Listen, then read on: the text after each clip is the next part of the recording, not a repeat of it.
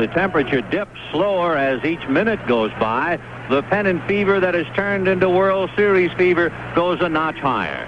The exchange of lineup cards at home plate with the 6 umpires. Remember lineups with the foul lines with a designated umpire there. So let's get to the starting lineup right away. For the visiting Milwaukee Brewers, Paul Molitor at third base. And Robin Yount, the brilliant shortstop, hitting second. Cecil Cooper, with his one swing and got Milwaukee in the World Series, will be at first base. And Ted Simmons in the cleanup spot behind the plate. And, of course, there was a particular roar here when Ted Simmons, once referred to as the franchise, came back to St. Louis in a Milwaukee uniform. Ben Ogilvy, who is a question mark. He has sore ribs, but he's playing. He's in left field. Gorman Thomas, who had a sore knee, he is playing in center field.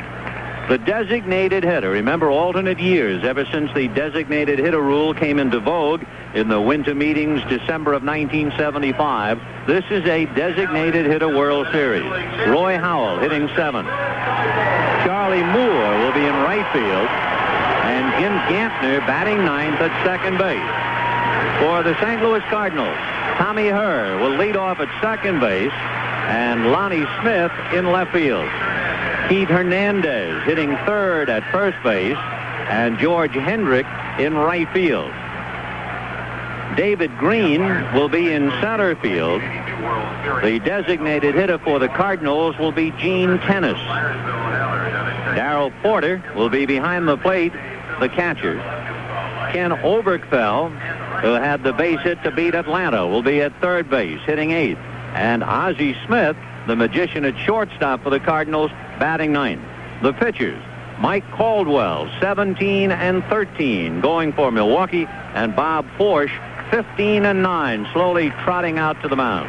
And slowly coming up to our CBS radio microphones, the manager of the Detroit Tigers, Sparky-Anderson. Spark, good to be with you again. Oh, nice to be back with you again, Ben, and we're going to have a great one this series. In looking at the Milwaukee Brewers, and you looked at them all year, it is a ball club that scares you with home run power. In fact, this is the first World Series where the number 1 home run hitting team in the American League is against the least home run hitting team in all the big leagues, the St. Louis Cardinals. In a short series, do you discount the home run? I think in the short series and in this ballpark you can discount it because you really have to hit a ball here to hit the ball out, as you know. And St. Louis is so tailored to this ballpark that if Milwaukee could win one of the first 2 here, then you would really like their chances because this is a tough ballpark to win in against the Cardinals. When you look at Busch Stadium in St. Louis, it's 330 down the lines. There's nothing shocking there. But it really falls away. 386 up the power alleys, and it is the deepest center field in the National League, 414.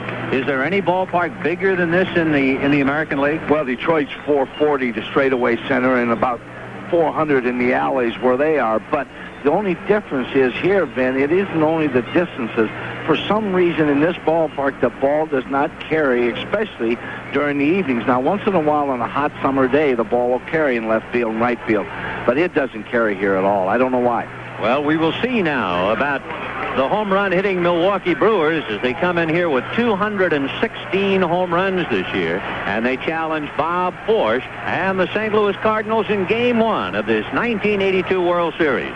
For St. Louis, this would be the 13th World Series that the Cardinals have been in. They've done well. They've won 8 and lost 4. And if you're interested in such things in the interleague rivalry, the American League leads over the National League 45-33. But now let's get going. Forsch's first pitch is a breaking ball, pop foul off to the right, out of play, and the count 0-1.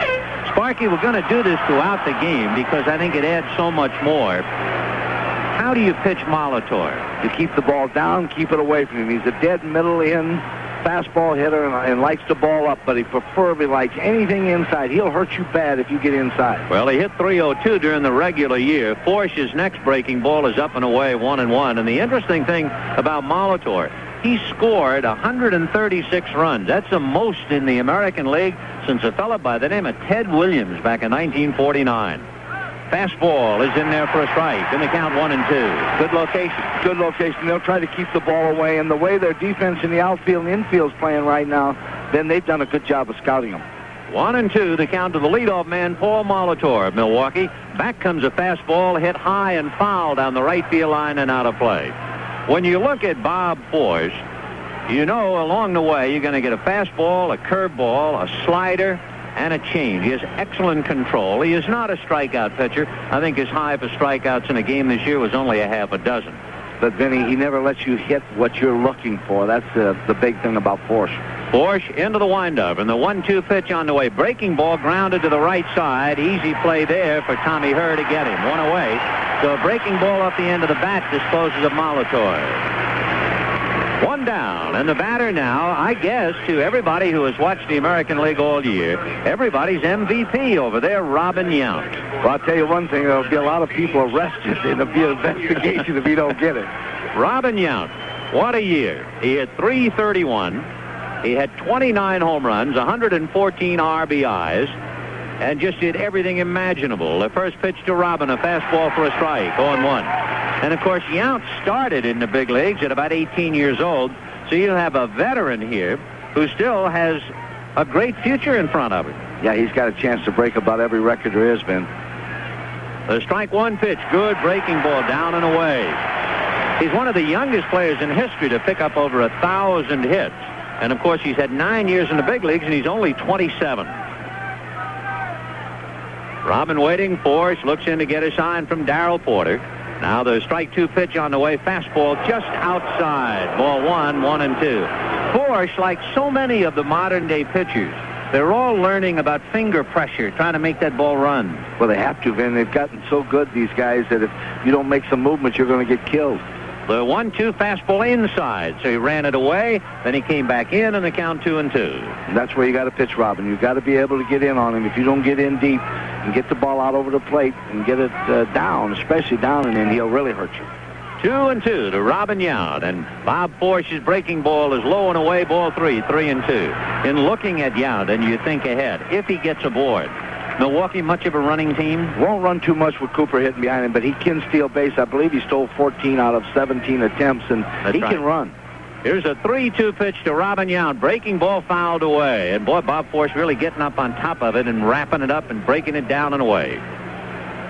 Ron Hansen coaching at first. Harry Warner around at third. Harvey Keene piloting the ball club from the dugout. Boy, he was warmly greeted by his team and from the crowd when he took the field. He should be, Vin, because he has done a tremendous job in Milwaukee. This man has just fit in right with the players. Now the 3-2 pitch, breaking ball lined into left field. So Bob Force appeared to hang one, and Robin Yount promptly straightened it out with a line drive base hit to left, and that will bring up Cecil Cooper. So Yount, who had hit in 4 of the 5 league championship games, starts right off with a base hit his first time up in the World Series. And here is Cecil Cooper. Coop hit .313, 32 home runs, 121 runs batted in, and a lot of people didn't realize it. It came as a shock. He could have been a Cardinal.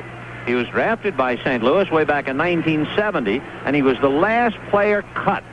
He eventually was traded from Boston.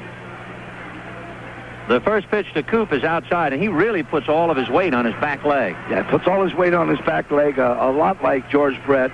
He's an outstanding hitter. The ball up and away, he hits the left field, and the ball down and in, he pulls extremely well. That's the ball he hit out of the ballpark. And, of course, he had the key base hit to beat the California Angels against Sanchez when he went the other way to left field. So the left-hand hitter, all the weight on that back leg. And the pitch to Coop very high and outside, ball 2-0. Yount will really surprise you. He's an excellent runner. He's one of them long stride runners, and if he hits a base hit to right field or a ground ball up to center field, even with Green's arm, you'll see Yount try to go to third. He's got great running speed. He just doesn't try to steal that much. The two men who do the running, I guess, for Milwaukee would be Robin Yount with 14, and then Paul Molitor had 41 stolen bases. He's their only real legitimate base stealer. 2-0, the count of Cecil Cooper, and a throw to first. Yount diving back, and he just did get under the tag. Bill Haller of the American League is the first base umpire. In fact, would be a good idea to check them all for you. With Lee Wire behind the plate. Then Bill Haller of the American League at first. John Kibler of the National League at second. Dave Phillips of the American League at third. And then you have Satch Davidson and Jim Evans on the foul lines. 2-0, the count of Cecil Cooper. Another question on Milwaukee. Does Harvey Keene play much hit and run? He will. Harvey will do a lot of things with this club. They'll run some if they have to. If they don't have to, then he'll set and let them hit. And Force keeping the ball away from Cooper's behind 3-0. Is he the type of hitter with a good strike zone whereby they would let him swing 3-0? He's got a great strike zone. He knows where all the pitches are. I question right here in the first inning that he would turn him loose because he's got Teddy coming up next. I think they'll just kind of feel it out here. I noticed he only walked 32 times the whole year, so he's up there hacking. The 3-0 pitch to Cecil Cooper. The left-hand hitter takes high, ball 4, and with one out, the Brewers now with runners at first and second, and Ted Simmons will be the hitter. And going out to the mound is Hub Kittle. Kittle, who's been in professional ball since 1936. 64-year-old, and Hub, the pitching coach for the Cardinals, finally made it to a World Series. Vinny can talk all they want. We keep having miracles in our game, and so many things happen to so many good people. That proves why us guys keep hanging around this game. Yeah, it's the greatest thing in the world for Hub. One of the things that Hub has to do with Bob Forsch is slow him down. He has a tendency not only to pitch in a hurry, but also when he does get his motor revved up, he drops his arm. And he might have been dropping his arm a little bit, and Hub went out there to tell him, hey, get that arm higher up. Now, he has a pretty good move holding runners on. Came close to getting Robin Yount when he was pitching to Cooper. And the batter now, Ted Simmons. And what a picture as Simmons comes to St. Louis and takes outside, ball 1.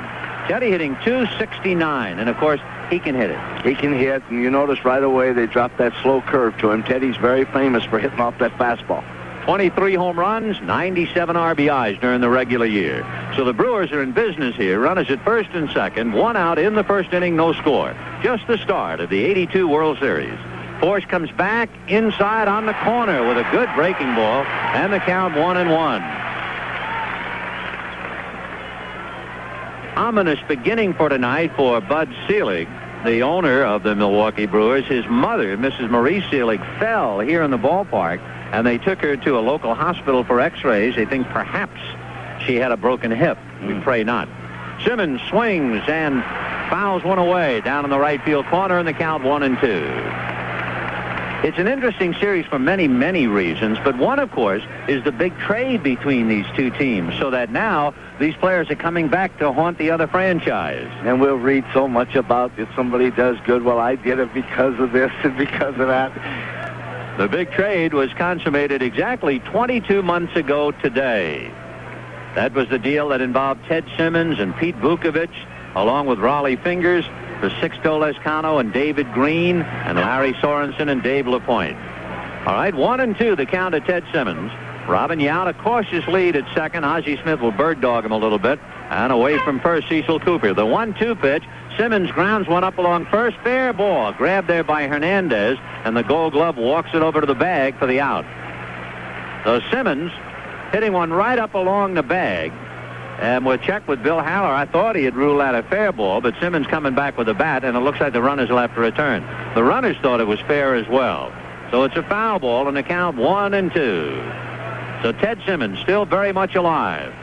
Back to second base goes Robin Yount, and back to first Cecil Cooper.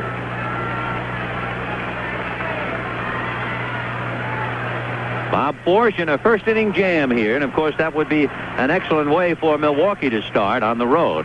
The 1-2 pitch, fastball, low and inside, ball 2, 2-2. The Cardinals afield, Keith Hernandez and Tommy Herr, Ozzie Smith and Ken Oberkfell on the infield, Lonnie Smith in left, David Green in center, and George Hendrick around and right. Darrell Porter behind the plate, and Bob Forsch, a 15-game winner, on the hill. Forsch ready in the 2-2 pitch. Good breaking ball, hit foul down the right field line, out of play, and it's still 2-2. It's interesting, too, about this World Series. It is only the third time, throwing out last year, which was a strange year. But this is only the third World Series where we do not have a 20-game winner. You might remember the other two. Yeah, I remember the others. You were very involved. We faced Baltimore. They had 4 20-game winners. Right. 75 and 6 were the only 2 years without it prior to this one. 2-2 pitch is over. Strike 3 call. It looked like a change. Off-speed pitch, Vinny, and he dropped it right on that outside part of the plate. Oh, what a pitch. Off speed on the outside corner, and Ted Simmons couldn't believe it. So with 2 down and runners at first and second, the batter is Ben Ogilvie. Ogilvie, bothered by sore ribs, but took his turn in the batting cage and said he was going to give it a shot. Ogilvie with 34 home runs, 102 runs batted in, and of course a big power hitter. How did you pitch him during the year, Spark? You got to keep the ball up and in on him hard off the plate, or you can go down and away from him. But you get down and in or get up and over that plate, you're in danger zone. And of course he came to Milwaukee from Detroit. Ogilvie waiting, left-hand batter. Force delivers, breaking ball down and inside. Ball 1, 1-0. Ogilvie came in a deal for Slayton and Folkers, and of course Slayton has come back again. He was in the 1980 All-Star game. Originally started off his career with Boston and Detroit. Ben Ogilvie. 2 on, 2 out. First inning, no score, and a hard slider swung on and missed. 1-1. So Force using everything he's got here in the first inning to try and get out. He is the veteran of the Cardinal staff, almost 9 years. Not only the dean of the pitching staff, but of the entire 82 squad. However, it was the first time last week that he ever appeared in any postseason play. 1-1 the count. Force set and delivers. Fastball inside, ball 2, 2-1. He has changed in his stretch, Sparky. He used to have a big, high, elaborate stretch and kick, and the runners ran on him. Now he curls up, rests a lot on that right leg, and he's tough. He's got a good move. I've noticed when I was over here, you had, like you said, you could steal on him easy. Now you can't steal at all on him. No, he's improved considerably. Brewers take their leads in the 2-1 pitch. The breaking ball foul the other way, off third, out of play in the lower deck. 2-2 the count. So deuces wild in the first inning. 2 balls, 2 strikes, 2 out. We were talking before about Milwaukee and home runs. 3 of the last 4 years, Milwaukee has boasted the home run champion. You know, the last time the Cardinals had a home run champion? 1940, Johnny Mize. So you really have 2 distinctly different operations here. Now the 2-2 pitch on the way. Force deals, fastball, a one-hopper, gets by Hernandez into right field. Here comes Yount to score, and going to third is Cecil Cooper. And Hernandez, most of the time, makes that play. I tell you, Vinny, I was just going to say he is without a doubt the best first baseman in baseball. There might be some argument, and I'd have to argue a little bit in behalf of Danny Dreesen over at Cincinnati, because those 2 are just outstanding, and you won't see that very often. All that ball was a shot. It was hit very hard, to his credit. And now they're ruling error, because I say the immediate reaction was, oh, wow, Hernandez makes that. So Ogilvie is aboard on an error charge to Key. The out comes in, and Milwaukee leading 1-0. And the batter now is Gorman Thomas, who was a question mark with a bad knee, but is in there. And he has a check swing foul off to the right. How about pitching to Gorman? Okay, Gorman, you cannot let Gorman extend his arms. If he extends and you get the ball out away from him and don't get it out far enough and get it in the middle of the plate, he'll really hurt you. You got to either be inside, off the plate for a ball, or off the plate on the outside, and he'll chase bad breaks and stuff, but he's really strong. 0-1 the count to Gorman Thomas. Roy Howell, the designated hitter, on deck. 1-0 Milwaukee in the first inning, and there's a strike. And the count 0-2. In checking, just to be accurate, Keith Hernandez has won 4 Gold Gloves. So after a while, you get to expect he's going to handle anything hit his way. Well, Benny, he's outstanding. You ain't going to be no better at first base than he is. 0-2, the count to Gorman Thomas. Bob Forsch again ready. The right-handed deals, fastball down and away. Kind of a showcase pitch just to make him think about it. And the count 1-2 to Gorman Thomas. Thomas during the regular year hit only .245, but boy, he hurt you. 39 home runs, 112 runs batted in, and although he walks a lot, he strikes out a lot. He struck out 143 times, and this time he hooks one down in the left field corner, foul ball. He almost stuck one on the wall. The ball wasn't out far enough and stayed almost in the middle of the plate. And if you get that ball in the middle of the plate, Ben, they ain't got a park big enough he can't hit them out of it. Lonnie Smith tried to make a circus catch of the foul ball as it hooked away from him, but he had no chance. So the runners will go back. Milwaukee leading 1-0, and Gorman Thomas coming very close to adding a couple more. Of course, Milwaukee piled up 891 runs. You know, people are only kidding themselves. You know, I hear people say here today, they say, oh, the Cardinals will just do this. I said, wait a minute now. Milwaukee has some people that are very talented, and they can play. Oh, we'll see now as Gorman Thomas comes back. 1-2 the count of the right-hand batter, and Bob Forsch at the belt Bob delivers, and a breaking ball hit to the hole, and that's going to be backhanded by Ozzie, but he doesn't have a play as he finally drops it on the turf in left field, but he had nowhere to throw it. So Gorman Thomas, a single, scoring Cooper, Ogilvie stopping at second, and Milwaukee leading 2-0. So Mike Caldwell's rich, and he hasn't even started. He hasn't even started, Vinny, and you know, Suter is the guy that you just can't get to. Milwaukee's got to avoid Suter, and the best way I know to avoid it is score a lot of runs early. So the key, of course, the hard ground ball that got away from Keith Hernandez, otherwise the inning is over. And the error means both runs are unearned. Roy Thomas, left-hand batter, takes down and in, ball 1-0. Hitting .245. So Roy Howell, the designated hitter, following Gorman Thomas's base hit. 2 on, 2 out, and 2 in. And the 1-0 pitch on the way. Breaking ball fouled off, and the count 1-1. How do you pitch to Howell? He's a dead inside hitter, up or down fastball hitter. You can off-speed him, throw him a lot of breaking stuff, and keep the ball down away from him. He loves the ball middle in. He hit .260 during the regular year, and he had 4 home runs. The Howell hitting in the number 7 slot. Charlie Moore, the right fielder, batting 8th, is out on deck. 1-1 pitch. Fastball hit him. So Roy Howell is hit by the pitch, and Forsch is in a lot of trouble now. The base is loaded. Milwaukee leading 2-0, and Charlie Moore coming up with a chance to almost break it wide open, and we'll get some bullpen action in a moment. Got him just above the right elbow. So Forsch very shaky here in the first inning.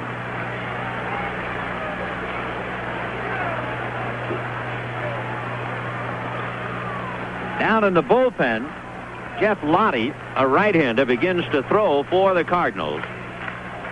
And Forsch battling to stay in the game. Here's Charlie Moore. He comes in here with a hitting streak. Right-hand batter looks at a fastball for a strike. Moore hit in each of the 5 championship games. He's a scrappy type hitter. He loves the ball up any place, up, away, up and in. It don't matter. He just likes that ball up. He had 6 home runs, so he's not the muscle type hitter.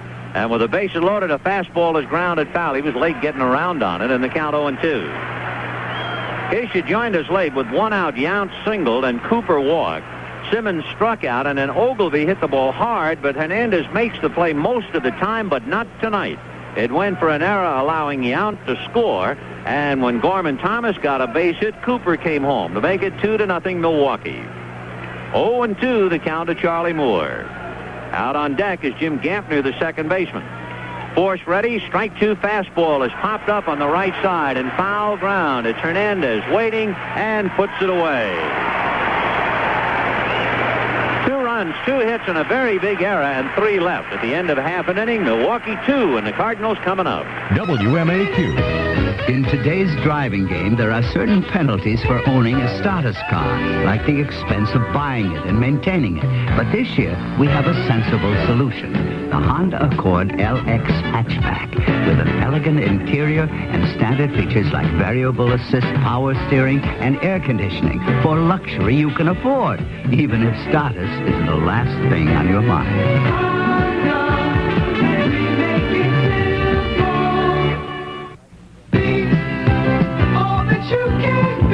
This way I can go to college and be in the Army. One weekend a month, college freshman Stephanie DeMarcus earns money for college in the Army Reserve. On split option, you go to your basic, and then you can return back to school, and then you go to your advanced individual training. It's a good part-time job. If you'd like to earn over $12,000 for college while you're going to college, call your Army Reserve recruiter listed in the Yellow Pages and ask about the split training option. Paid for by the Army Reserve. Bottom of the first inning, Milwaukee with 2. Let's set them defensively. Cecil Cooper at first, Jim Gampner at second, Robin Yount at short, and Paul Molitor at third. In the outfield, Ben Ogilvie in left, Gorman Thomas in center, and Charlie Moore, the converted catcher, around and right. Ted Simmons behind the plate, and Mike Caldwell on the hill. The left-hander, 17 and 13 during the regular year. Caldwell was traded from the Cincinnati Reds. So you had him in your minor league organization back about 77. We had him on the big club. We made a trade that spring with the Cardinals and brought him over. In fact, I believe we got him and a kid named Caudle around the same time, and Caudle's just doing a super job out of Seattle. Mike started off with San Diego. He also pitched with San Francisco and Cincinnati. Let's pause 5 seconds for stations to identify themselves. It's Jimmy Pearsall after the game on 67 WMAQ Chicago.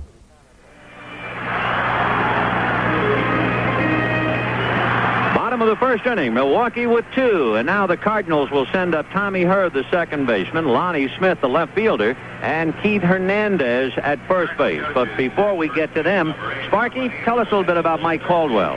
Well, Mike Caldwell's going to try to turn everything over. He's going to try to keep the ball from the belt down. He has to keep the ball from the belt down, Ben. If he pitches up, he'll get hurt. If he's keeping that ball down, and early in the game they're hitting a lot of ground balls, he's going to pitch a good game. If early in the game they start hitting some fly balls, he's not going to have a good night. Well, and we'll keep an eye on those fly balls related to ground balls. He did complete a dozen in 34 starts, so he led the club in complete games, along with 17 victories.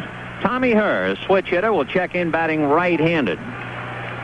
With the exception of the first 3 games of the year, Tommy Hurd has not gone more than 2 consecutive games without getting a hit the last 2 years. It's a slow roller to Robin Yount, and with that one pitch and one away. So Tommy Hurd taps to short, and the batter will be Lonnie Smith. 1 out, first inning. Milwaukee on a shot that got away from Keith Hernandez. Parlays it into a 2-run first inning. And now here is Lonnie Smith. Only 6 days during this entire season did Lonnie Smith dip under 300. That's really consistency. He never had no problems going home feeling good, did he? No way. Caldwell delivers outside, ball 1, 1-0. Lonnie, of course, originally with the Phillies, and an involved deal with Cleveland and St. Louis. He really came to life here in Missouri. The 1-0 pitch on the way, a chopper up along third, and that will kick foul. Paul Molitor picking it up, and the count 1-1. If Lonnie Smith gets aboard, you have to watch him. He is indeed a base stealer. In fact, he stole 5 bases in 1 game this year against Philadelphia. He loves to run. Well, their whole ball club, really, they got 4 guys, Her and Smith and Green and, of course, Ozzie Smith. They all want to run, Ben, if they get a chance. And Lonnie promptly dumps it to third, but Molitor stays with it and throws him out. So quickly 2 down here in the first inning. As Tommy Hurd grounds to short, Lonnie Smith to third, and immediately you see Caldwell keeping the ball down and getting those ground balls you talked about. If he does that for about the first 3 innings, then he gets in a groove, and he's really almost unbeatable after that. If he starts out early fly balls, I've never seen Mike pitch a good game. Here is Keith Hernandez, a gold glove and a silver bat as well. Most valuable player along with Wilbur Stargell. Keith, a marvelous player.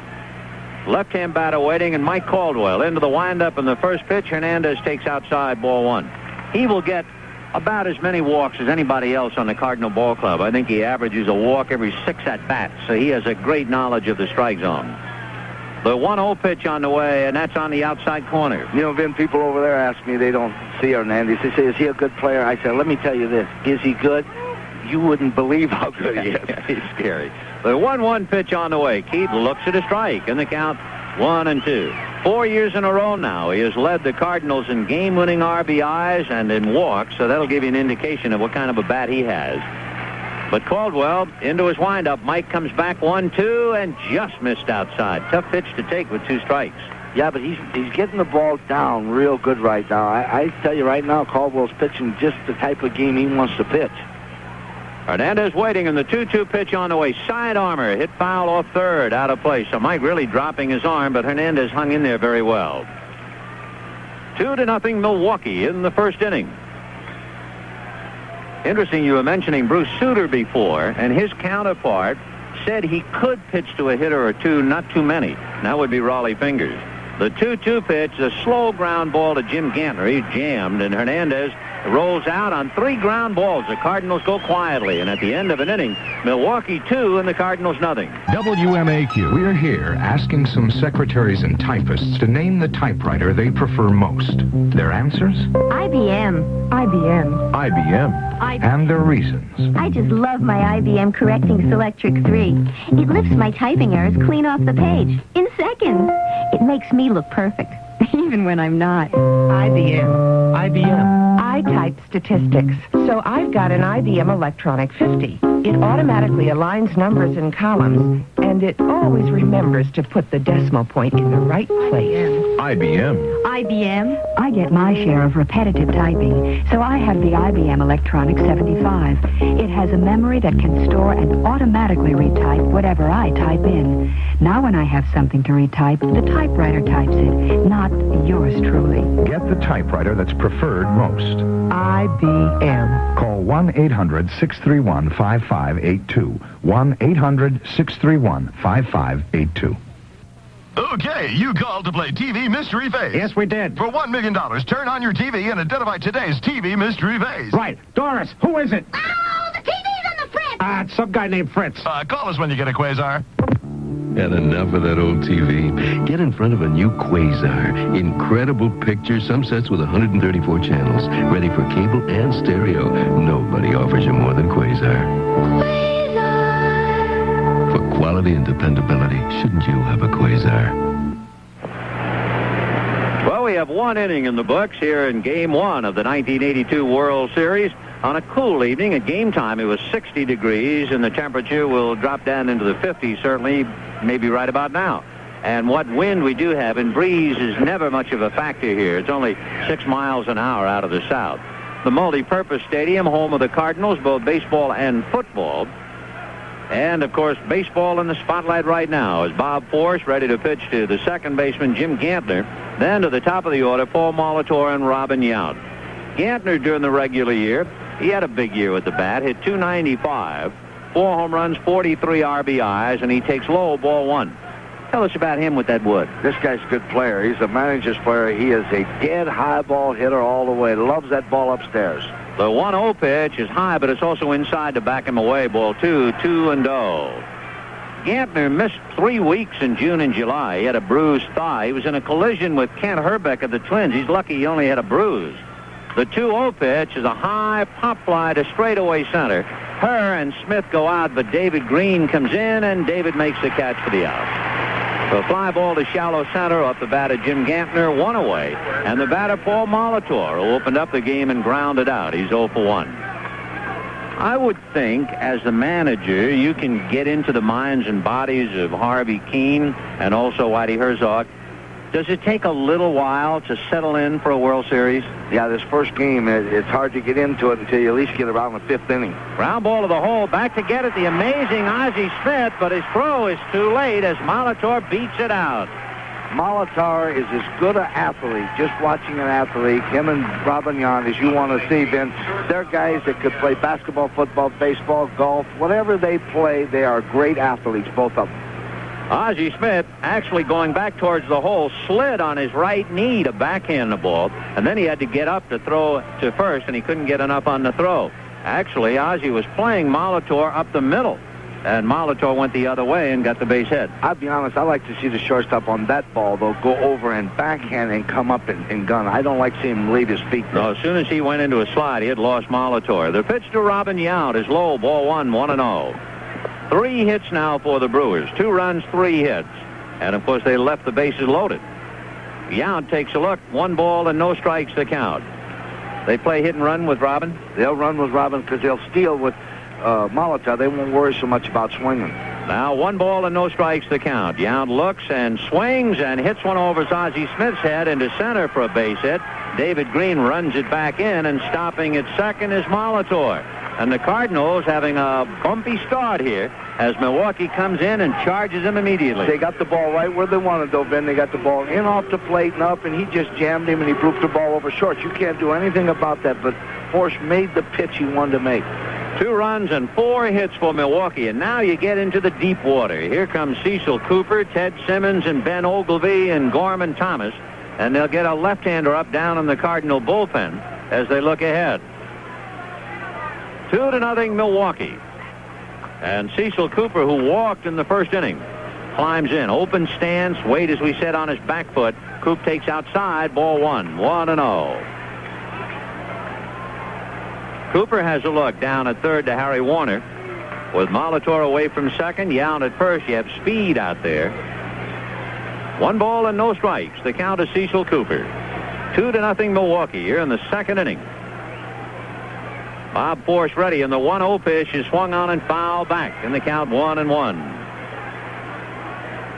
The Cardinals have an exceptionally good infield. They have one of the better defensive clubs around. Certainly, I think, as good as anybody in the National League. Well, I'll tell you what, I look at Hernandez, Smith, and Overfeld, and they're as good as anybody in the American League, too. Jim Cott and Jeff Lottie the right-hander, throwing down on the Cardinal bullpen, and Bob Force fighting for his life again. The 1-1 pitch is swung on and popped up. Ozzie Smith will come in. The infield fly rule is called, and that will be that as far as Cooper is concerned. So 2 out. Runners holding, and Ted Simmons coming up. Milwaukee leaving the bases loaded in the first inning, so that even though they're leading 2-0, it will be a natural reaction in the dugout to think of what we've let get away. We could have broken it wide open, I'm sure they're thinking. Well, here's Simmons. Ted struck out. Remember that great off-speed pitch that Bob Force served up and got the outside part of the plate? We'll see what he gets this time. Simmons hit .269 during the regular year. Force out of a stretch. Bob delivers. High fastball up around the bill of the helmet. Ball 1. 1-0. On deck following Simmons is Ben Ogilvy. Milwaukee scored twice in the first inning. The big play, the error by Keith Hernandez, and now they're threatening on singles by Molitor and Yount. We have 2 out in the second. Simmons swings and pops it up, and Tommy Herr, the second baseman, looking up into the St. Louis night and makes the catch. So Milwaukee is leading, but they've left 5 in 2 innings. And at the end of an inning and a half, the Brewers 2 and the Cardinals nothing. WMAQ. If you want an agent who can help uncomplicate your family insurance, check with State Farm. Today's economy is affecting insurance protection, and a lot of people are glad they have their family insurance with a State Farm agent. They're glad they have someone who understands their home, car, life, and health insurance, and just one number to call for personal one-to-one service. Check your yellow pages for the State Farm agent near you. And like a good neighbor, State Farm is there. This fall from Motorcraft. Get up to $9.50 in refunds on some of the highest quality automotive products you can buy for any make of car. Save up to $4 on Motorcraft spark plugs and $1 on Motorcraft oil and air filters. Save $1.50 on 5 quarts of Motorcraft oil. Plus, get $2 in bonus refunds on qualifying purchases. See your Motorcraft retailer for details now through November 30th. Motorcraft automotive products from Ford for the future of your car, for sure. This broadcast is presented by authority of Major League Baseball as intended solely for the private non-commercial use of our audience. Any publication, reproduction, retransmission, or other use of the descriptions and accounts of this game without the express written consent of Major League Baseball is prohibited. Milwaukee leading the Cardinals 2-0 as we go to the bottom of the second inning. And the Cardinals will have George Hendrick followed by David Green and then Gene Tennis. And Mike Caldwell tuning up. Game 2 coming up tomorrow night, and that is due to pit Don Sutton and John Stuper. And, of course, an interesting angle for Don Sutton to come back and help pitch Milwaukee into the series and now get the honor of pitching Game 2. It'll be 8:10 p.m. Eastern Time tomorrow here in St. Louis. Well, in listening to Sparky Anderson, we learned to watch the ground balls. Caldwell, like a Tommy John and several others around, the first thing you do is see if they're killing worms, as Charlie Dressen used to say. And they have hit 3 ground balls, so we'll see what the Cardinals can do in the second inning. And George Hendrick will start it off.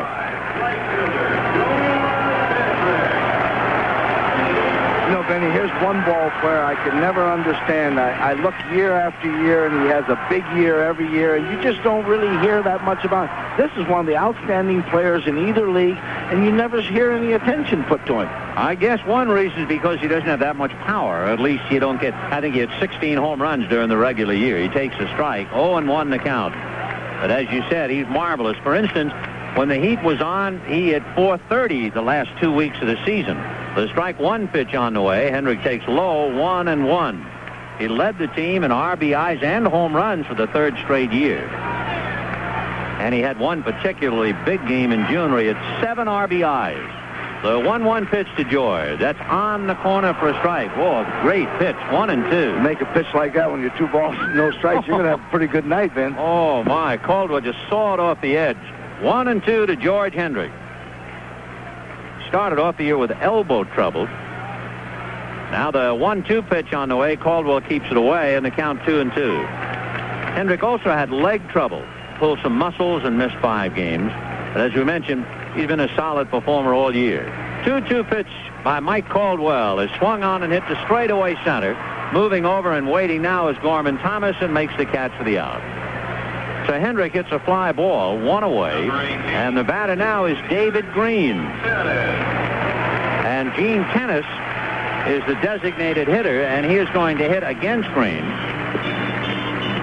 So Tennis coming up and Green out on deck. In fact, we see Porter on deck. So that is not the lineup that they had printed earlier, which is okay. We'll just change it around. So Gene Tennis, the designated hitter, hits behind Hendrick in the number 5 slot. And Mike Caldwell ready, delivers, and Gino takes the strike. 0-1. Tennis was pretty well banged up, but of course that's what happens when you go behind the plate. Well, he's a tough competitor, and they tell me he's kind of like the general. He kind of the sergeant. He keeps everybody in line. He was on the disabled list twice this year, way out in front of an off-speed pitch in the count 0-2. First, he broke a bone in his right thumb in March. Then in May, he broke his right hand. So Gene Tennis with 1 out in the second inning, and Milwaukee leading the Cardinals 2-0. The strike 2 pitch on the way is high and outside, ball 1, 1-2. Darrell Porter, who was the MVP in the championship series, waiting his turn on deck. Caldwell into the windup. Mike comes back and flipped it low and inside. 2-2. You watch him, you get the feeling everything is a screwball the way he turns it over. He's turning a lot of balls over, and then, of course, he's throwing that slider, but he's having real good success with his ball. He's turning over.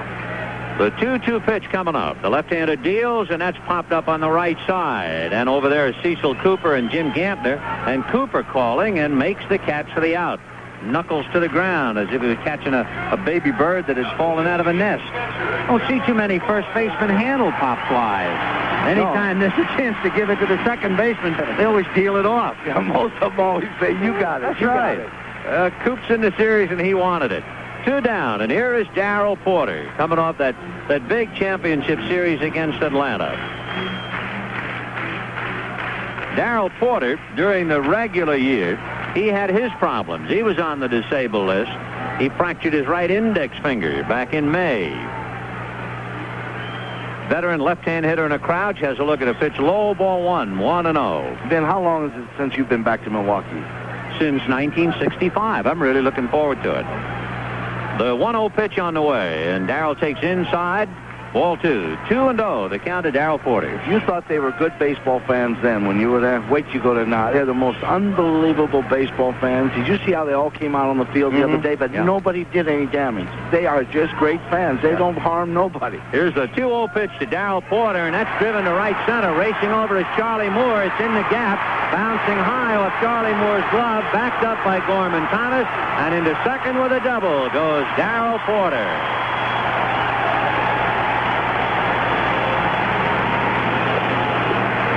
Porter comes up with the Cardinals' first hit, a line drive double to right center. A typical AstroTurf double. When it hit the rug, it bounced high in the air. Charlie Moore took a slap at it and knocked it down, and Gorman Thomas finally got it back. So Porter is second with 2 out. And David Green checks in. Green hit .283 during the regular year. Right-hand batter, and what tremendous all-around ability this kid would appear to have. I'll tell you, man, he's got so much talent. If he ever puts it all together in 1 year, no telling what he might do. Green was hitting well, but they had to send him out when he hurt his leg. He went back to Louisville, and he was just too big for the room. He was hitting .340 in Louisville, so they called him back up. They figured he was ready. 1-0. The count to David Green. Had he not suffered the hamstring pull, we might never have heard of Willie McGee this year. 1-0. The count to David Green. Caldwell at the bell. The look at second, comes to the plate and misses low. Ball 2. You know, you have to feel sorry for a ball club when you can't make a decision whether to play McGee or to play this boy Green. Willie McGee, who captured a headline a day, it seemed, in the championship series, and of course sitting down tonight because left-hander Caldwell is going. But it would appear we would see McGee tomorrow night against Don Sutton. 2-0. The count to David Green with 2 out and Darrell Porter at second base. Green, right-hand hitter, waiting, and the 2-0 pitch on the way, on the corner for a strike. 2-1. David had 2 home runs, 23 runs batted in 70-some-odd games. Caldwell leading 2-0 here in the second inning. Mike out of a stretch, looks at Porter. The 2-1 pitch is a line drive right at Cecil Cooper, and it really wasn't hit that hard. That was more describing the trajectory than the velocity. So they leave Porter, and at the end of 2, Milwaukee 2, and the Cardinals nothing. Central Tire keeps you on the road. Central Tire has brand names you know. Like Michelin, who invites you to the grand opening of Central Tire's 4th location on Chicago's far south side. Along with savings up to 40% off on Michelin tires, Central Tire has a special World Series offer. The first 25 customers who buy a set of 4 Michelin tires at each Central Tire location receives a free Michelin winter jacket. Save up to 40% off on Michelin tires all this week at Central Tire. All tire purchases include free balancing and free mounting. Michelin, the quality radial tire designed to deliver long mileage and precise handling. Central Tire has a price for you. Central Tire there with follow through. We'll fit your car with the best deal in town. At Central Tire, we're always around. At Central Tire, we're always around. Central Tire. Central Tire, with their newest Michelin location just off the Calumet Expressway on Doty at 115th Street. Say, friends, a reminder, if you're on the go, there's no need to miss baseball's main event. Take a radio along to keep up with all the World Series action. Wherever you're going to be, why, take us along, too. Sparky-Anderson, Win Elliott, and yours truly, Vin Scully. The 1982 World Series. Something special from CBS Radio. Well, it's been something special so far for the Milwaukee Brewers. They had a base hit by Robin Yount and a walk to Cecil Cooper. With 2 out, Ogilvy hit a hard ground ball wide of first. Hernandez normally would come up with the ball, but didn't this time, and went off his glove into right field for an error. That scored Yount. And when Gorman Thomas singled deep to the hole at short, that brought in Cecil Cooper. The Brewers had a golden opportunity to go from there. They loaded the bases, but Charlie Moore fouled out. And Milwaukee left runners at first and second in the second inning. So the Brewers have left 5, but they're leading 2-0 as we move to the third inning. And Ben Ogilvy will start it off. It was Ogilvy, the left-hand batter, who ripped that ground ball that got away from Hernandez. So Ben will check in, and we're about ready to go into the third. And Bob Porsche looking for an easy inning. He hasn't found one yet. Ogilvy waiting, has a look at a strike on the outside corner. 0-1.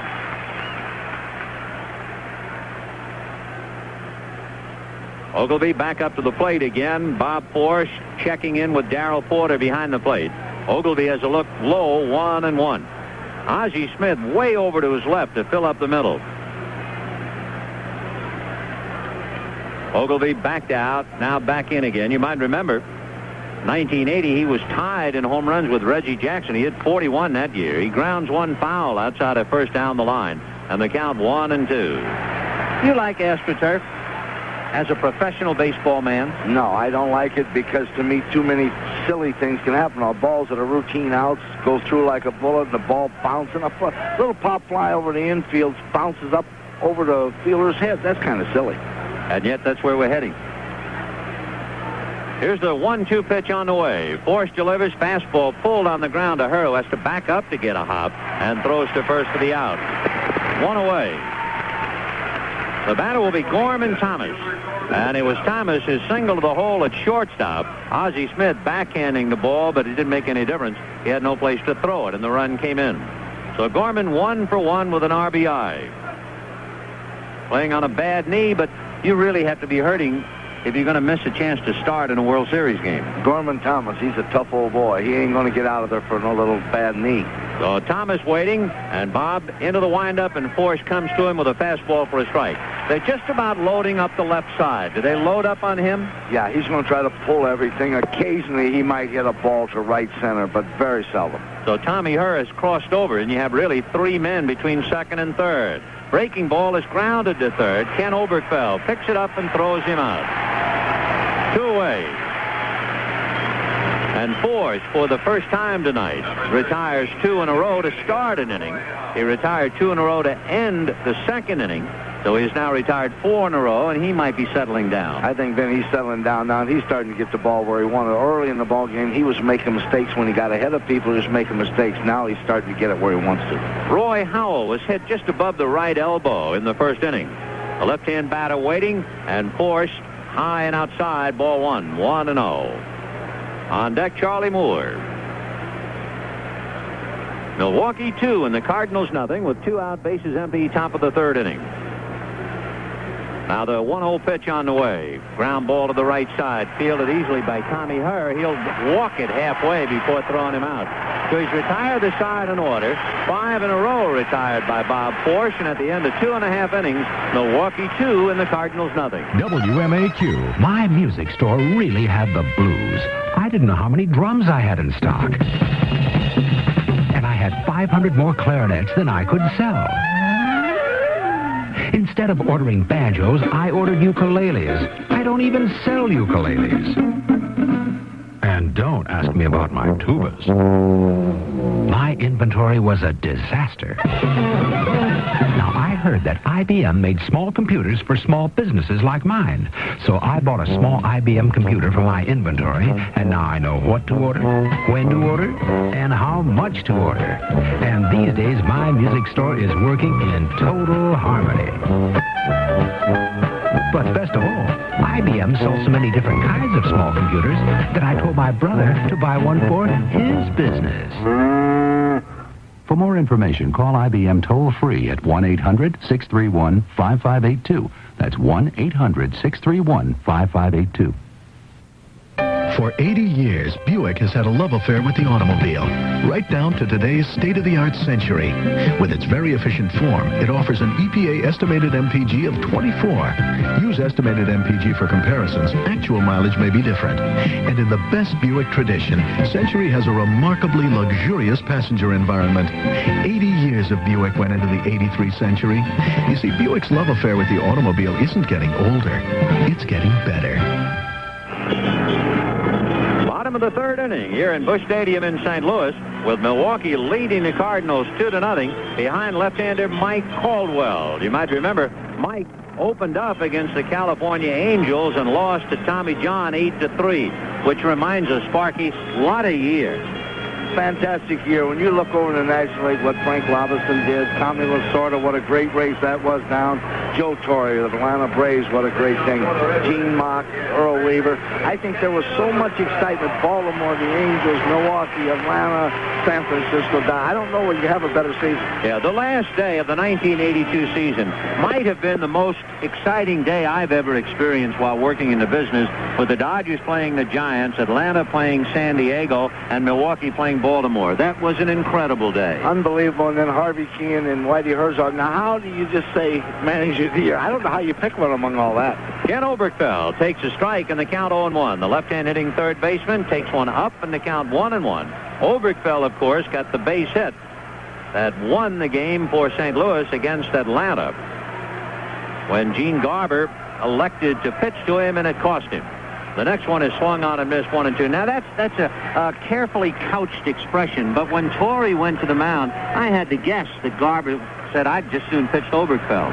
I really don't know, what happened there, but I know this, like Joe explained, he was thinking of Hernandez. The 1-2 pitch, a ground ball to the right side, fielded easily there by Gantner, one away. He looked at it this way. If he walks Oberkfell, he's going to have Org. If he don't double up Org, and like Joe explained, then I'm going to see Hernandez. Hernandez had 20-some game winning hits for the year. Joe made a selection. If he gets Oberkfell out, then he's going to go ahead, and if they pinch hit, now he's got Org up there. Well, as Ozzie Smith comes up, it brings up kind of an interesting point. 1 out, third inning. Milwaukee 2, Cardinals nothing, and the chant begins, Ozzie, Ozzie. Ozzie, of course, who came here from San Diego in the Gary Templeton deal, takes a strike in the count 0-1. Atlanta went into the championship series with 9 pitchers eligible, all right-handed. Joe's in a position he couldn't do nothing to block off left-handed hitting. Strike 1 pitch, a high chopper over the mound behind second base, backhanded by Gantner, who throws him out. Good play by Jim Gantner, and he takes care of Ozzie Smith. 2 down in the third inning. In looking at these two clubs, while we have a chance, you will notice the Cardinals have 3 left-hand pitchers, and the Brewers have only 1. The Cardinals have 3 left-hand hitters available, and the Brewers only 1. The Cardinals have an extra switch hitter on the bench. No question, Benny. You know, balance-wise, you're right. The Cardinals are balanced better in their pitching and in their bench. Tommy Herr, a switch hitter, grounded as short in the first inning, 0 for 1. Hits one on the hand, a little pop fly to Robin Yount, and I think he cracked his bat, and that's that. They're done in the third, and at the end of 3, Milwaukee 2 and the Cardinals nothing. WMAQ. You gotta reach deep inside. Come on, bring out that pride. You've known the challenge, the need to excel, and all you do to bring out your best. Bring out your best. Bring out your best. Bring out your best. The challenge for us was to brew a light beer worthy of the king of beers, one with a clean, distinctive taste. Budweiser Light lives up to the challenge. Bring out your best. Budweiser Light. Bring out your best. Budweiser Light. To brew Budweiser Light, it took time, patience, and a commitment to quality. But then, the best never comes easy. That's why there's nothing else like it. Anheuser-Busch, St. Louis, Missouri. You do get a sense of pride being a reservist. Army Reservist Karen Gorey. You always have a sense of pride, I guess, because after going through basic, after going through your schooling, and then getting back to your unit, and you're going, whew, I finally made it. I get a good feeling because I know I've done it. And no one I can ever change that feeling. If you'd like to earn a nice extra income 1 weekend a month, call your Army Reserve recruiter today. Paid for by the Army Reserve. In the Army Reserve. We're going to the 4th inning here in Busch Stadium in St. Louis with Milwaukee leading the Cardinals 2-0. And I am so sorry to have to read this. We do have a confirmed report now. Remember, we told you that Mrs. Marie Selig, the mother of Bud Selig, the owner of Milwaukee, had fallen in the ballpark, we understand, and was taken to the hospital for x-rays as a precautionary measure. We get a confirmed report. Mrs. Marie Selig suffered a broken hip. Well, life is sure cruel. And one of the brightest moments in her son's life, and she wanted to be here and share it with him, and that happened. Poor Bud had to sweat through 5 of the toughest days he ever spent in this game, and then to have this happen at their biggest moment. Ah, what a shame. In fact, there's a great story about Bud Selig as we go to the 4th inning, and it'll be Charlie Moore to start it off, and Bob Force delivers in the dirt. Ball 1-0. Someone said that he wanted a baseball team in the worst way, and that's what he got. A baseball team in the worst way. It was the bankrupt Seattle team that he got and transferred to Milwaukee in April of 1970, a bankrupt Seattle Pilots club. The 1-0 pitch on the way, line drive, fair inside third and down the line in the corner. Charlie Moore on his way for 2. Lonnie Smith up with it, gets it back in, and Charlie Moore, a line drive double to open up the 4th inning.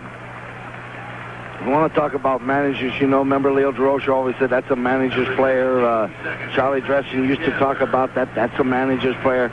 Charlie Moore is a manager's player. He does everything that you ask him to do. Bunt, hit to right field, hit and run, squeeze. He's just one of those guys on your ball club that's a we player. He's not an I player. And a converted catcher to an outfield. That's a big switch. He's an excellent outfielder, too. So Charlie Moore doubles into the left field corner with nobody out. Jim Gantner, followed by Paul Molitor and Robin Yount.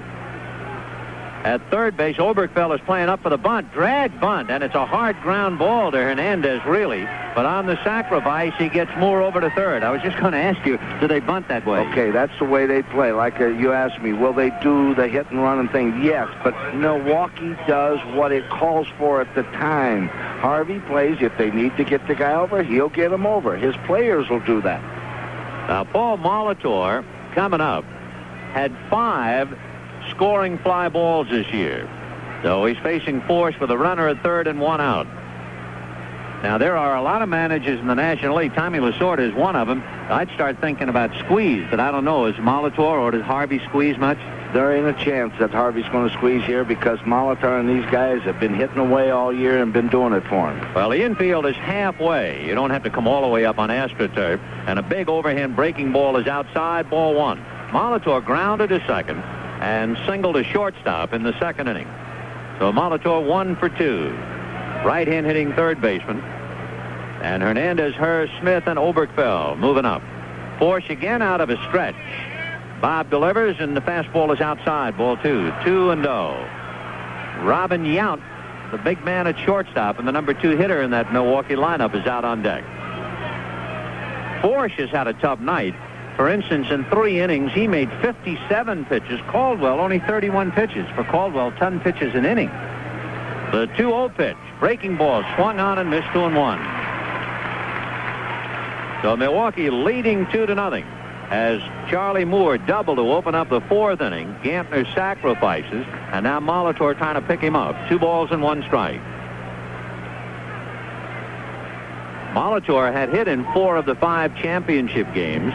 And a fastball, a busted bat blooper. Ozzie Smith going out. It'll fall for a base hit.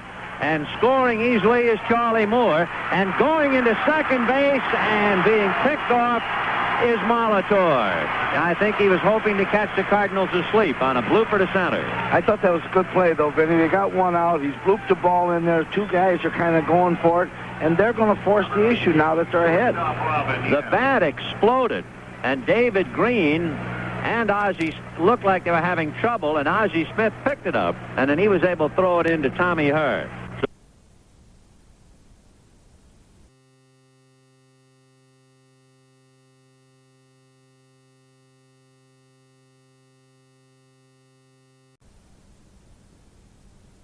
The count to Robin, who singled to left and singled to center. He's 2 for 2. Force into the windup. Bob Ruddy delivers, and there's a ground ball to third. Oberkfell near the bag comes up with it to get him, but the damage is done on a double to left and a shattered bat single to center. The Brewers pick up another. And at the end of 3.5, Milwaukee 3 and the Cardinals nothing. WMAQ. I just had this fancy radio put in my Honda. But recently, I saw a Honda Civic hatchback that had a whole band in it. A young couple owned the Honda, and inside it, along with them, I counted 11 different musical instruments. Guitars, fiddles, banjos, even a washboard. They played folk music and were touring. So I said, do you have enough room in that Civic of yours? They said, yep. Well, you know Honda makes other Civics? Yep. Have you seen the Honda Civic 4-door sedan? Yep. It has a trunk, I said. Yep. Then how about a Honda Civic wagon? It has all the room you could want and rises comfortably as a passenger car. Yep. Then they went on to say they were expanding their band and would probably get a Civic wagon. I smiled and said, I guess you folks could call it a bandwagon. Nope.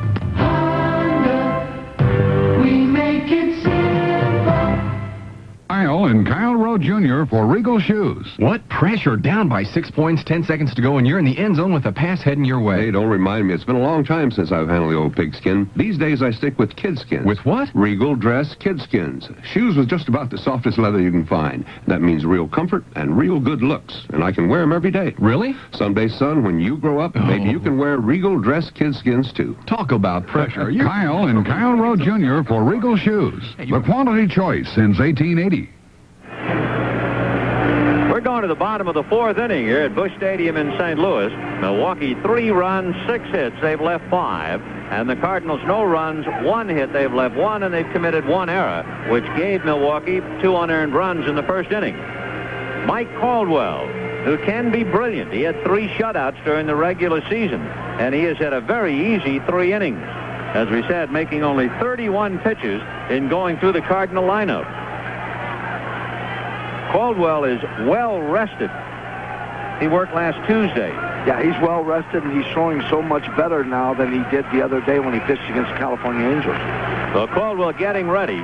And for the Cardinals, Lonnie Smith, Keith Hernandez, and George Hendrick. If anybody gets on, then they'll have the designated hitter, and that would be Gene Tenace.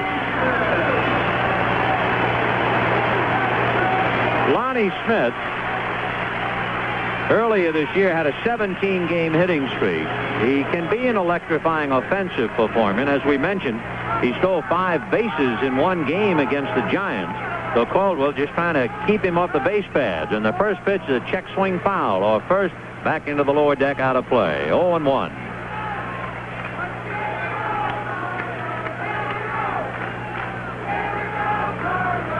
Lonnie, right-hand batter, quiet bat for the moment. Caldwell comes back to him, and he's a little high and outside. 1 ball and 1 strike.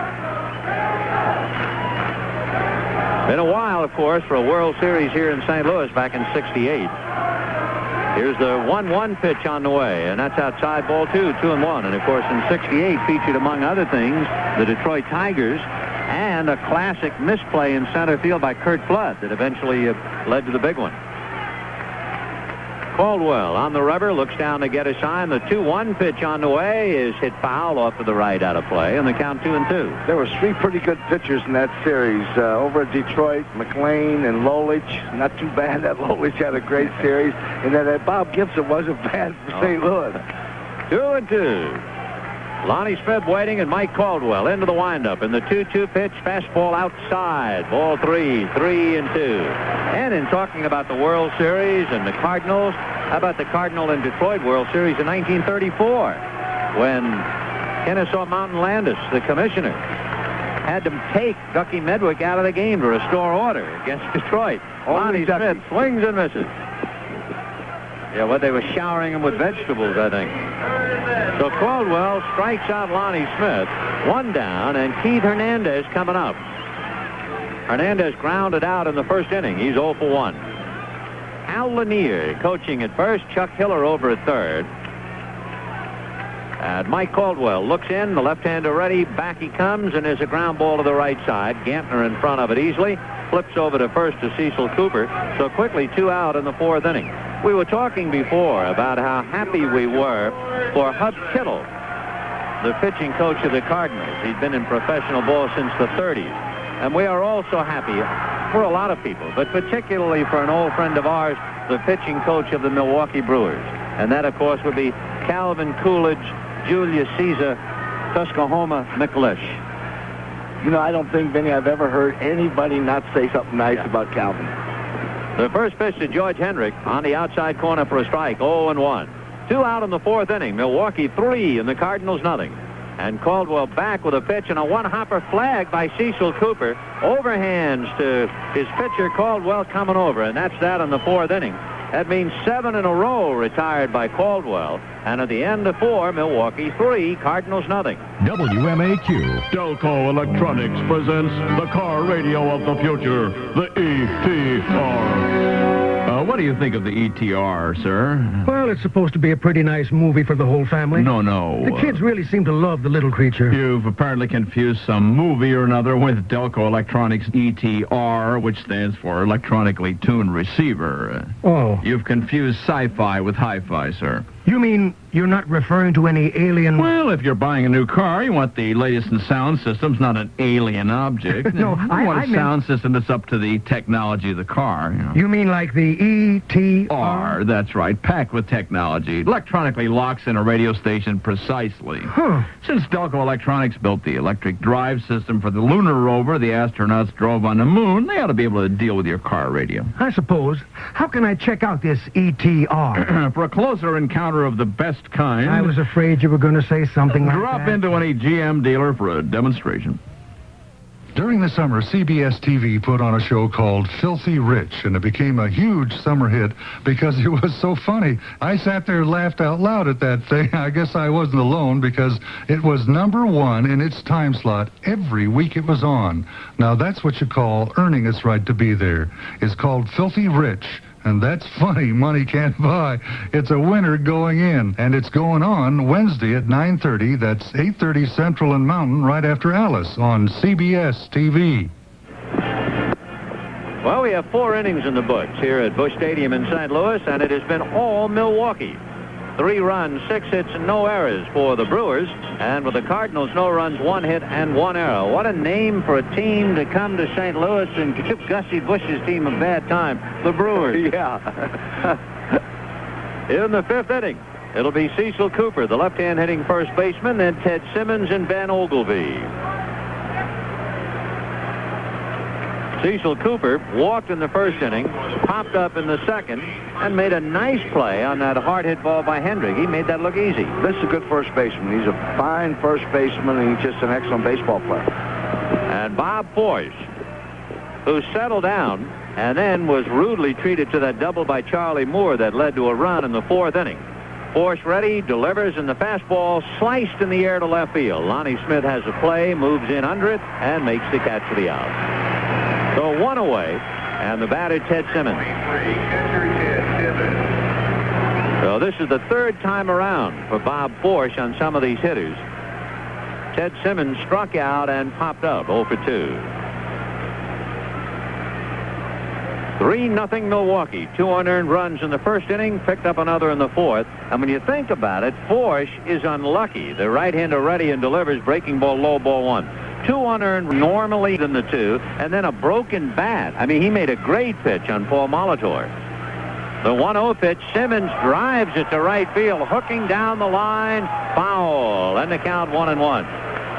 This ball game could very easily, Vinny, like you said, be 0-0. No question about it. 1 ball and 1 strike, the count to Ted Simmons.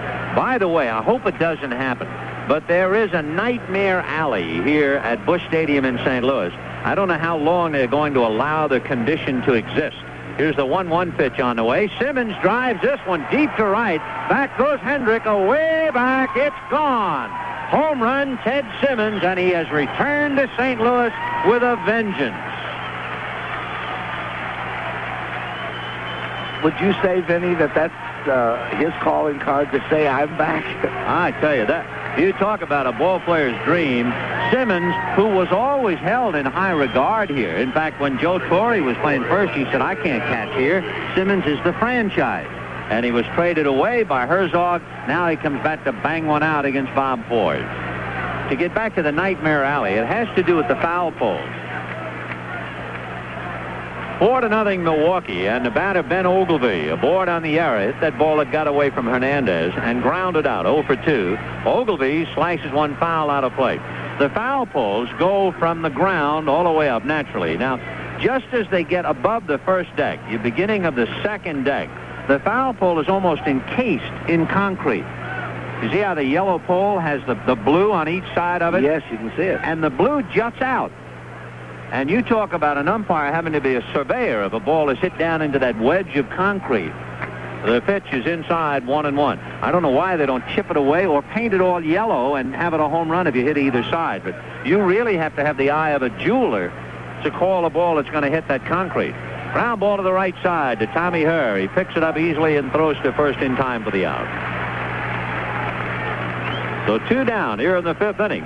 But Ted Simmons, who had hit 23 home runs during the regular season, hits one out against his old ball club, and Milwaukee sitting on top of a 4-0 lead. Gorman Thomas singled to drive in a run in the first inning, grounded to third in the 3rd. He's 1 for 2. And once again, they load up the left side. Tommy Herr, along with Ozzie Smith and Ken Obergefell. Forsch into the windup, and the right-hander delivers, ground foul outside of third. A problem faced by the Cardinals, since it is not a power-hitting club. They have to work hard to get a lot of runs, and they're down now by 4. They'll have to do a lot of, base hitting, no question about that. But they do have a couple guys, Vinny, that can hit the ball out of the ballpark. Porter can occasionally, Hendricks can, so they've got a little power. 0-1 the count. The strike one pitch. Gorman takes high and inside. Started to pull the trigger and then fell away. 1-1. In looking ahead to the Cardinal fifth inning, the pitcher is due up fifth. But in this instance, that's a number 9 hitter instead because of the designated hitter rule that's employed in this series. Pitch fouled away by Gorman Thomas in the count 1-2. So the designated hitter is Gene Tennis, who will lead off the fifth inning. You know, I have talked to people in the American League, and I remember when they started the designated hitter in 1976, and everybody thought that it was to add power and excitement and run scoring to the game. There's a ground ball to Hernandez, and that'll do it. We'll get to the point to be made in a moment. But on the home run by Ted Simmons at the end of 4.5, Milwaukee 4 and the Cardinals nothing. Talk baseball with Pearsall after the game on WMAQ. I'm George Allen, back in Chicago to start my football career over again as owner and coach of the Chicago Blitz in the new United States Football League. I have found creating a new professional team my biggest challenge. Chicago is a great city, and it was my home for 8 years.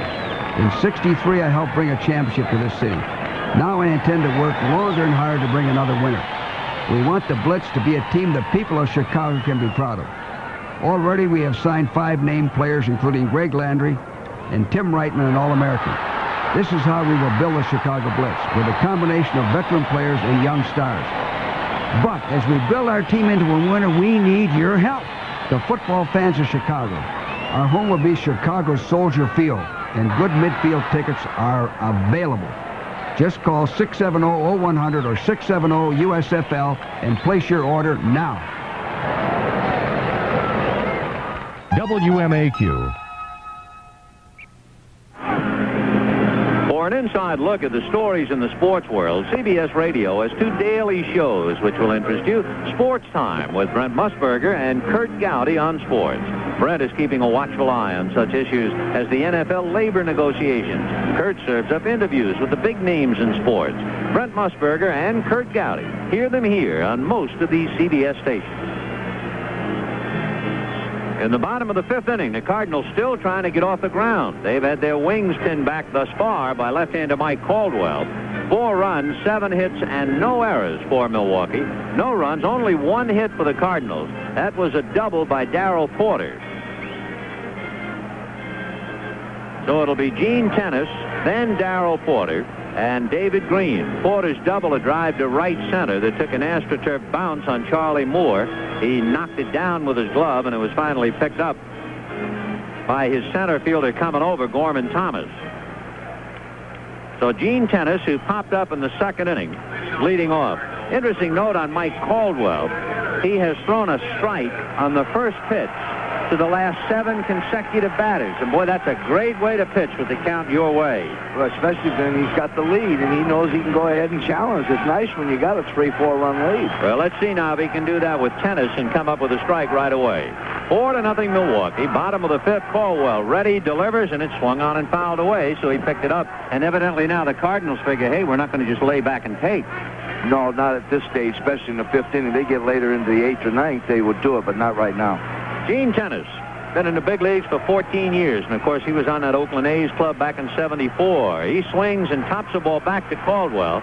Mike picks it up and left hands it over to Cooper in time for the out. Well, my first year, well, not my first year at Cincinnati, but in 1972, we made a star out of Gene. He had home runs off the bus of the World Series. Right. Nothing to it. Here's Darrell Porter, the proud possessor of the only Cardinal hit. And that was the double to right center field. So Darrell, the left-hand batter. On deck, you have David Green.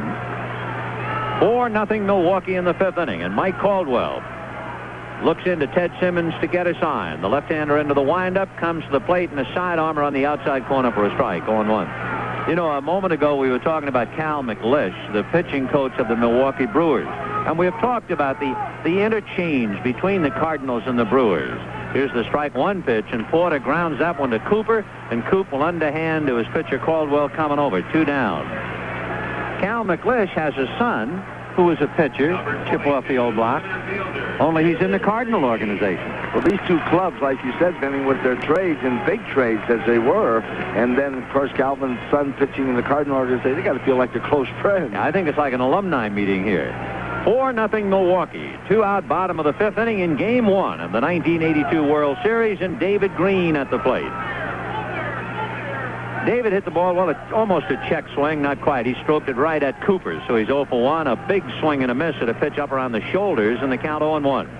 Mike Caldwell, breezing along, has allowed just 1 fly ball to the outfield. And as Sparky-Anderson said at the start of the game, that's an indication of what kind of a night he's going to have.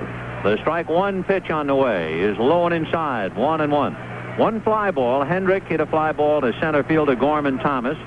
Tennis popped the ball up to first. Green hit a ball on a line to Cooper. Everything else on the ground. Caldwell ready, and the 1-1 pitch on the way. Turned it over, and that's hit foul outside of first, back in the lower deck, and the count 1-2. He's been making some very good pitches, and like you said, he's turning so many balls over and getting them right in the spot he wants. A lot of times Mike will be getting that ball up, and then he gets hurt, but he's getting in a great spot then. And pitching bare-armed on somewhat of a cool evening here. Mike checks. Now he's ready, and the 1-2 pitch on the way is outside and high, ball 2. 2-2.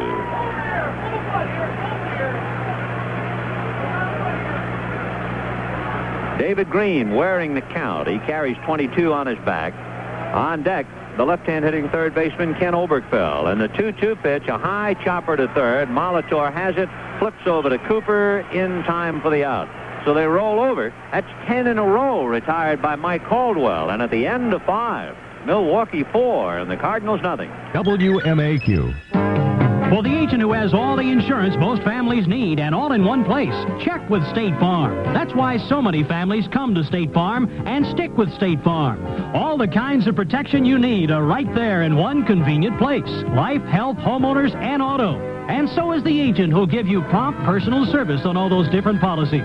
Check your yellow pages today and call the State Farm agent near you. And like a good neighbor, State Farm is there. Some of today's small cars have really brought the family closer together. Timmy, kicking the back of Daddy's seat won't make the car go any faster. Perhaps a little too close. That's one of the reasons why the Buick LeSabre has found its way into the hearts and garages of America. It has more than enough room for 6 with lots of trunk space for gear. So next time you take the family somewhere, think of taking a Buick LeSabre too, because sometimes togetherness is better when everyone's a comfortable distance apart. What is it about baseball that has fascinated millions of people of all ages, from all walks of life, for over 100 years?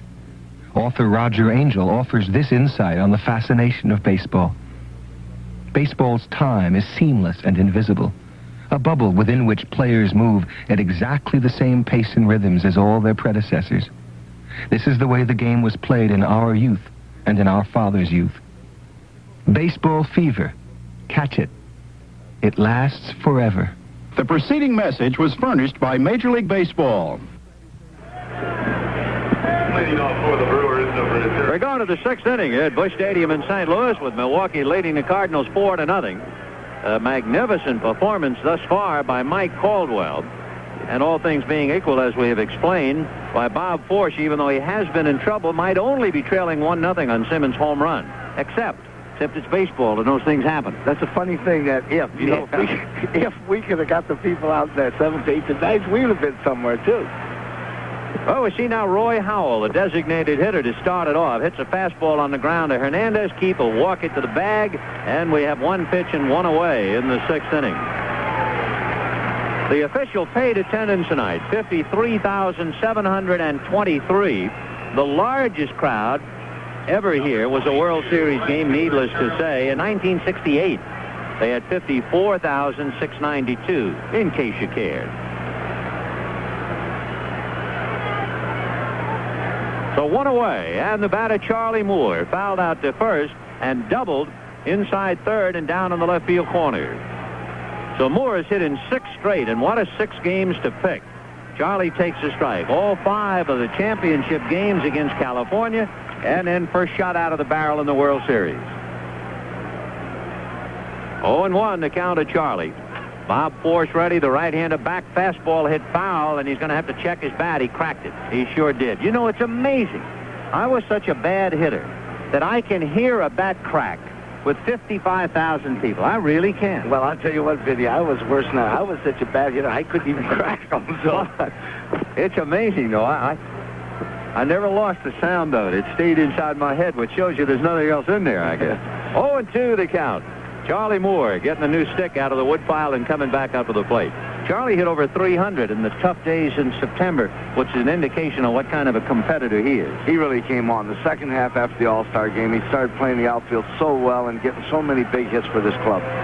0-2 the count. Bob Force into the windup and delivers fastball grounded down to Ozzie Smith. Ozzie is up with it and throws just in time. Good play by Hernandez. He had to shift feet at the last moment. Let's pause 5 seconds for stations to identify themselves. It's Jimmy Pearsall after the game on 67 WMAQ Chicago. The batter now is Jim Gantner. You know, a moment ago we were talking about the designated hitter rule, and we thought it would add more punch and more hitting and more offense. Gantner's going to stroke it into right field for a base hit. Hendrick plays it on a hop and gets it back in. But to those people in the American League I've talked to, they all say that the blessing of the designated hitter is it protects an ordinary or even a mediocre pitching staff. Well, I'll let them say this, too, Vinny. It adds to ERAs. Now, if you look at the National League clubs and go down all their 12 clubs and look at their ERA per team and then go over to the American League and look at the American League ERAs, you're going to see that the American League ERA is 380-something letter. You know, so when you start looking at 380 as a team ERA for a season leading the league, now that DH helps very much. We're 2 out, a base hit by Gantner, and here's Paul Molitor. Force ready, delivers, picks up the outside corner for a strike, and the count 0-1. Milwaukee 4 runs, 8 hits. The Cardinals just a hit, a double by Darrell Porter, and that's all. Caldwell retired the first 5, gave up the hit, and has turned around to retire the next 10 in a row. The strike one pitch on the way, instead a throw to first, and Gantner back to the bag.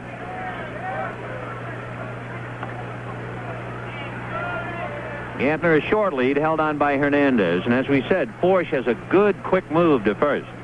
He bends at the knees and waist. Now a fastball is drilled into left field for a base hit by Molitor. Rounding second is Gantner and holding there. And here comes Robin Yount.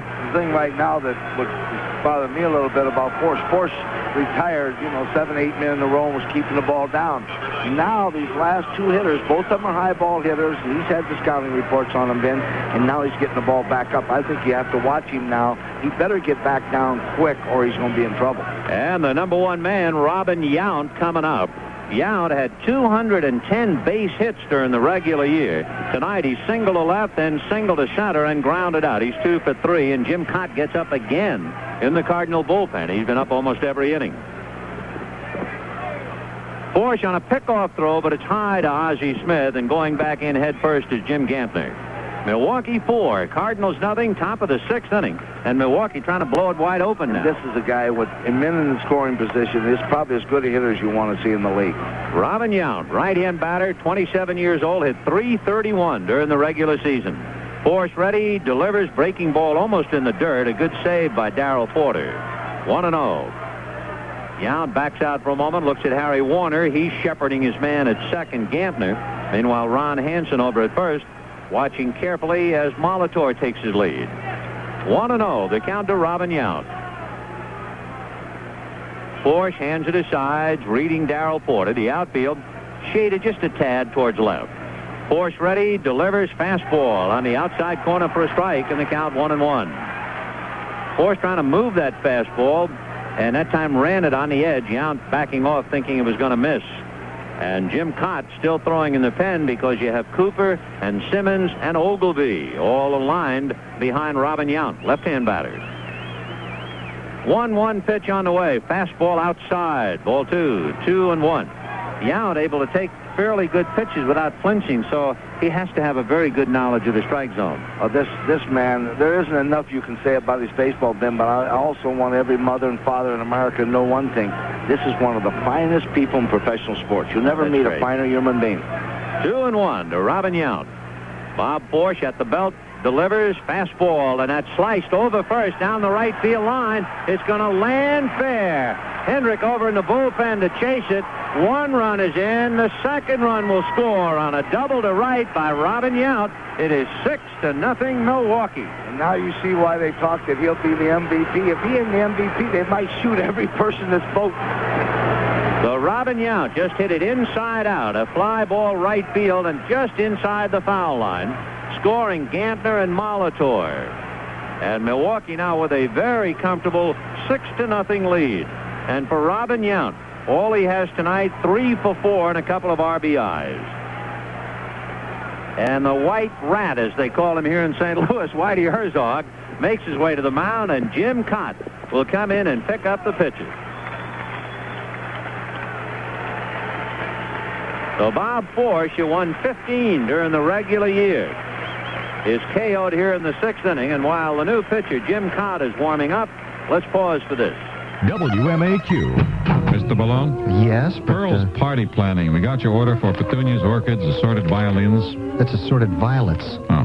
Hold the violins, fellas. Pearl has terrible handwriting. Well, these flowers were for my wedding reception. So? That was 2 weeks ago. Well, it's our delivery truck. Broke down. Just got to fix. Sign here, please. Hey, don't you know about Jartran? Sure. Hey, Ralph, got any more of those night-blooming Jartrans back there? No. Jartran Truck Rental. It's a company that rents trucks and trailers and vans just the right size for your needs. Where do you want these garden hoses? Ask for roses, not hoses. Boy, Pearl has terrible handwriting. Well, she won't have a business if she doesn't find out about Jartran Truck Rental. You know, Jartran makes sense in today's economy. We can rent trucks just for our busy season. That month when everybody gets married? June. No, Pearl. Pearl's party planning. Oh, brother. Hey, what should I do with these musicians I brought over? I didn't order musicians. You sure did. Look right here, an assortment of jazzmen. That's jasmine. It's a flower. I gotta talk to Pearl about it. For a limited time, any Jartran truck is just $29.90 a day for local rentals, Monday through Thursday. Restrictions apply, so ask for details.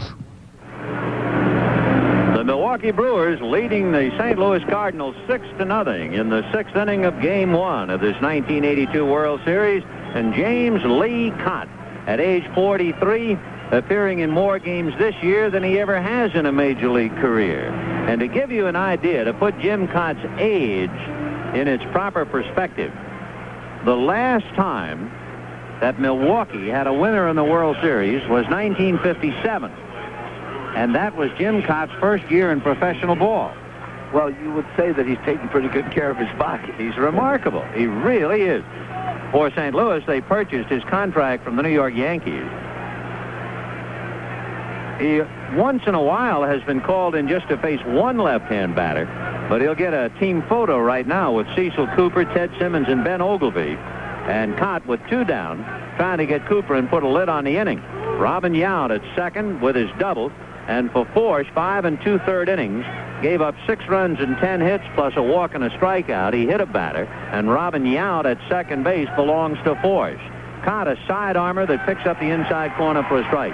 Does Cooper hang in well against left-handers? Left-handers don't bother him at all, but it isn't going to matter to him, left or right. Really, it doesn't.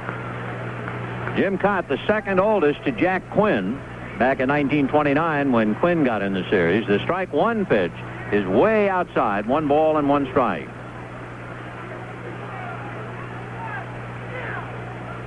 Interesting thing for Cott, he appeared opening day this year in the Cardinal game, the first pitcher to appear in 24 Major League seasons.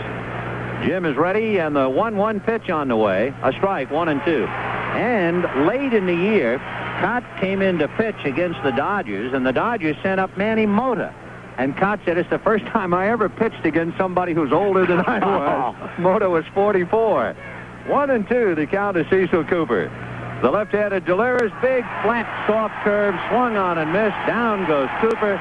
The inning is over, but Milwaukee has picked up 2. And at the end of 5.5, Milwaukee 6, and the Cardinals nothing. WMAQ. Spiffy apartment, Larry. Well, I'm a today kind of guy. I guess. What'd say I spin a little wax? Oh, that's a great idea. Tiffany? Yes, Larry. It's your eyes. They're so... Larry? Yes, Tiffany. It's your stereo. Huh? Call me when you get a Quasar. Larry needs the Quasar Sound Stack. High-performance stereo system selected and matched for you. Some including the linear tracking turntable to assure accurate sound reproduction. Quasar! For quality and dependability, shouldn't you have a Quasar?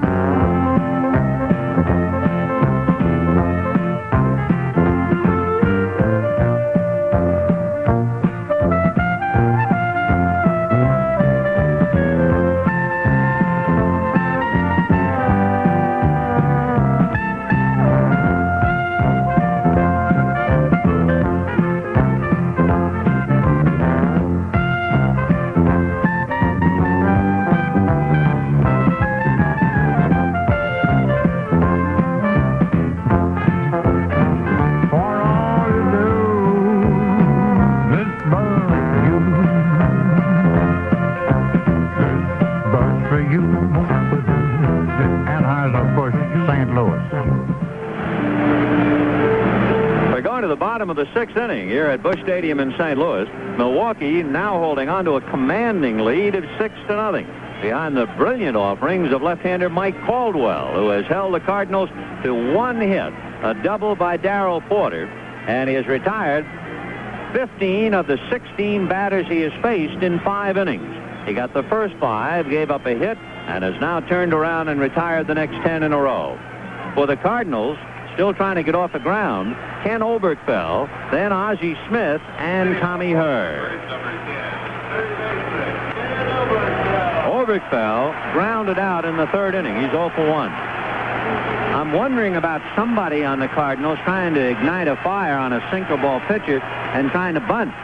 That's what somebody's going to have to try to do pretty soon, just to try something different. Oberkfell up there, and he takes a look at a strike, and the count 0-1. Cooper is at a normal depth at first. However, Molitor is up about even with the bag at third. The outfield fanned out about straight away. If anything, maybe shading a little to left.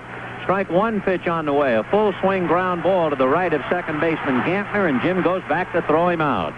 So Oberkfell grounding out. 11 in a row retired by Caldwell and Ozzie Smith, the batter. You know, Vinny, you were talking about the Cardinal infield, which is outstanding, no question about it. But I'll tell you another thing. That Milwaukee infield's outstanding, too. Gantner is one of the most underrated players in the American League. He is just an outstanding baseball player. You just never hear about it because of Yount and Molitor and Ogilvie and Cooper. You go with Simmons, you go down the line. Ozzie Smith waiting at the plate with 1 out, and Caldwell delivers, flipped it high, ball 1. In talking about the big difference, let's say, between AstroTurf and grass, Ozzie Smith is a case in point. He's probably hit about 30 points above his big league average once he left the grass of San Diego and got here. It's a fly ball, however, to Gorman Thomas, 2 down. No question, Benny. When you play on the AstroTurf, you're going to hit higher. They can talk all they want, but I've never seen a hitter yet that didn't hit higher. You know, Al Oliver, to me, is one of the great hitters in our game. Been one of the great hitters in the game for the last 10 years, whether American or National League. He's a pure hitter. But you put him on that AstroTurf this year at Montreal, you make him just a great hitter. And with 2 down, here is Tommy Hurd. Caldwell, a couple of years ago, had a string. He had 25 consecutive scoreless innings back in '79. So when he's good, he's very good, and he gets a strike on Hurd. Well, he ain't going to be much better than he's been for the last 5 innings. 0-1 the count. Mike checking. Simmons setting a target for him. The strike 1 pitch, a little high and inside because Hurd was starting to lean, looking for something down and away. So he had to come up and in and move him off the plate. 1-1 to Tommy Hurd. Hurd, a switch hitter. Caldwell comes back to him 1-1, and it's swung on and fouled back to the screen, and the count 1-2. Benny, now that you mentioned, you should have seen my pictures in my ball club when Al Oliver was traded over to Montreal. We all got down, including me and Roger Craig, and we said, "Oh, God, thank you for being so kind." Get him out of the league. 1-2 to count to Tommy Hurd. Caldwell into the windup. Left-handed deals. He really turned it over. High and outside. Ball 2, 2-2. Boy, he can twist that arm. You can open a blind the way he turns that thing over. Yeah, and he's getting that ball just where he went. He wanted to miss with that ball, and he just looks like out there right now, I'll miss 4 inches if I want. If I want to miss 2, I'll miss 2. The 2-2 pitch on the way, down and away, ball 3. And so this is the closest he has come to allowing anybody else to get on base outside of that double to Darrell Porter. He is now 3-2 to Tommy Hurd. He's retired 12 in a row since the double. And more important than that, he's leading 6-0 is Mike Caldwell, a 17-game winner this year for Milwaukee. The left-hander ready, and the 3-2 pitch on the way. He missed. Ball 4. And somewhat of a sarcastic roar from the crowd as Tommy Hurd gets a walk with 2 out, and the batter is Lonnie Smith.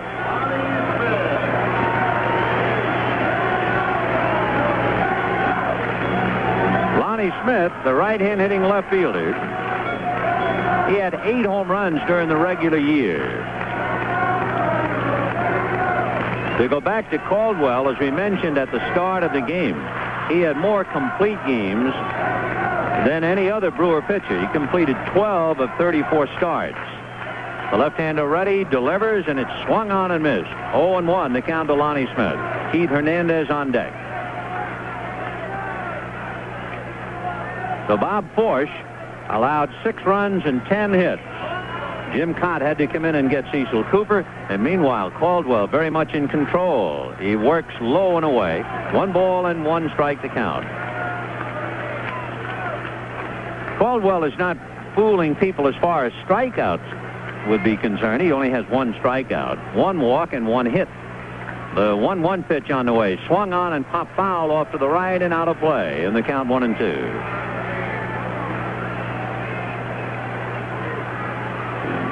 6 runs, 10 hits for Milwaukee. No runs, 1 hit, and 1 error for the Cardinals. The hit came in the 2nd inning. It was of distant memory. A double by Darrell Porter to right center field.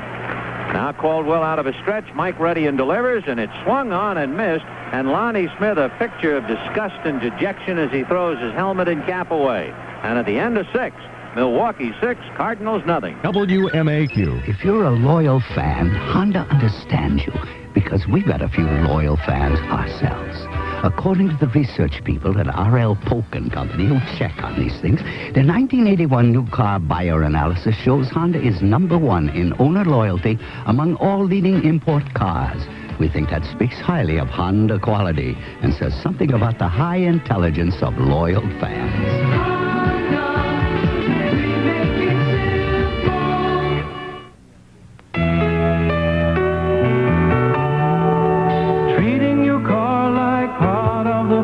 That's what a lot of people do. 'Cause if you'll be good to the car you love, you can bet that it'll be good to you. Maybe it's Bobby's old 62 Valiant or your brand new Model T.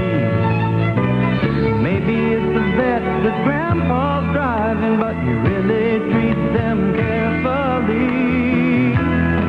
If your car is a thing that you really care for, remember Duro and you will see. Taking care of your car is what Duro's there for. Duro, all the experience you need. Loctite puts all the experience you need into every Duro, Loctite, and Permatex product. We're going to the 7th inning at Busch Stadium in St. Louis. I'm Vin Scully along with Sparky-Anderson, getting our feet wet in Game 1 of this 1982 World Series. And for the Brewers, Ted Simmons, followed by Ben Ogilvie, and then Gorman Thomas.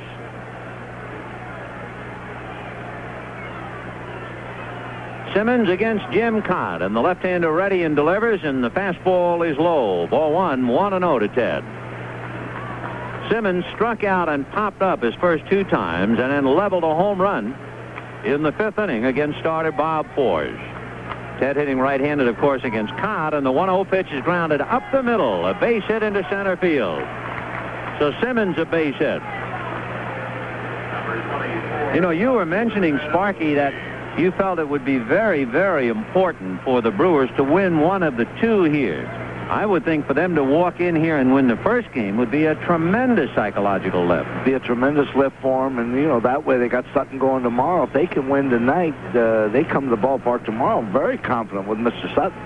Ben Ogilvie coming up. Aboard on the error by Hernandez that meant 2 runs in the first inning. Grounded out twice since then. So Ben is 0 for 3. Ogilvie, feet fairly close together, almost a straight-up hitter. He takes a strike, and the count 0-1. In fact, he might remind people in St. Louis a little bit of Willie McGee. He hits somewhat like him. 0-1, the count to Ben Ogilvie. But, of course, Ogilvie has all the power.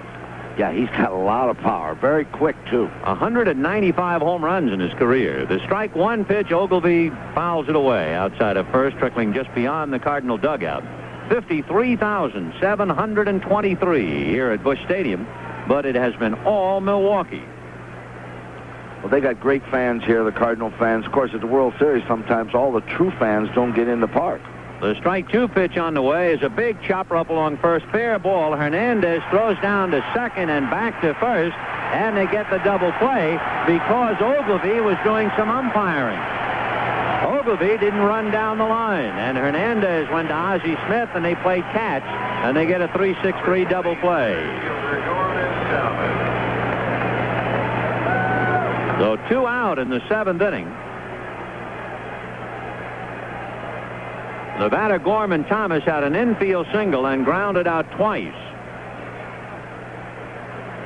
I was wondering in watching Bill Haller whether Ogilvy could even see him indicate it was fair.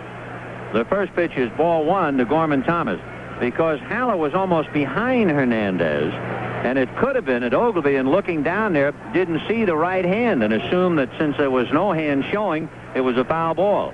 The 1-0 pitch off speed, and Cott missed with it, ball 2-0. Evidently, Ben, that's what happened. But Bill definitely, no question, Bill put his fist and put it right into fair territory. Right. From our angle, it was easy to see, but where Ben Ogilvy was, it could be he never saw the sign. The 2-0 pitch is high, ball 3-0. I noticed that Cott's doing the same thing as Suter, so they got them all pitching from a stretch no matter, I guess they just pitch from a stretch all the time. And sidearm. He's sidearming left-handers, which he never did before. The 3-0 pitch on the way, he flips low, ball 4. There's another left-hander in the National League that does that, Al Holland with the Giants. Used to pitch with Pittsburgh, and Holland never used a windup, never. Which brings up an interesting point, Sparky. The average pitcher has to lose something off his fastball, pitching from a stretch rather than a windup. I have to think so, because you're driving with that right leg and you're driving towards the plate, and you teach every young kid to use that leg and use it on the rubber. And I remember Ben talking to Koufax about that. I said, Sandy, where do you really get your power when you're going to the plate? And he said that he used to get it right off of that rubber, a third of his foot stayed on there when he was driving, which drove his knee down in low and really drove him to the plate, Ben, and I can't believe that you can possibly drive as much from a stretch. Unless you're not relying on the fastball, and apparently those who are pitching like that are not that type pitchers. Here's Don Money now going to bat for Roy Howell as the designated hitter. Money, the veteran, hitting .284. He had 16 home runs during the regular year. Pops the first one foul off to the right out of play, and the count 0-1. 6 runs, 11 hits for Milwaukee, and the Cardinals no runs, 1 hit. It has been all Milwaukee ever since Hernandez's error in the first inning gave Milwaukee 2 unearned runs. There's a sidearm, almost submarine pitch. So Cott has really changed this year, and the count 1-1. Don Money, right-hand batter, hitting for the designated hitter, Roy Howell. The 1-1 pitch is swung on and hit into right center field, and on the way is Hendrick to make the running catch on the track. So Money gave it a ride, but George Hendrick able to run it down. And at the end of 6.5 innings, Milwaukee 6 and the Cardinals nothing. WMAQ.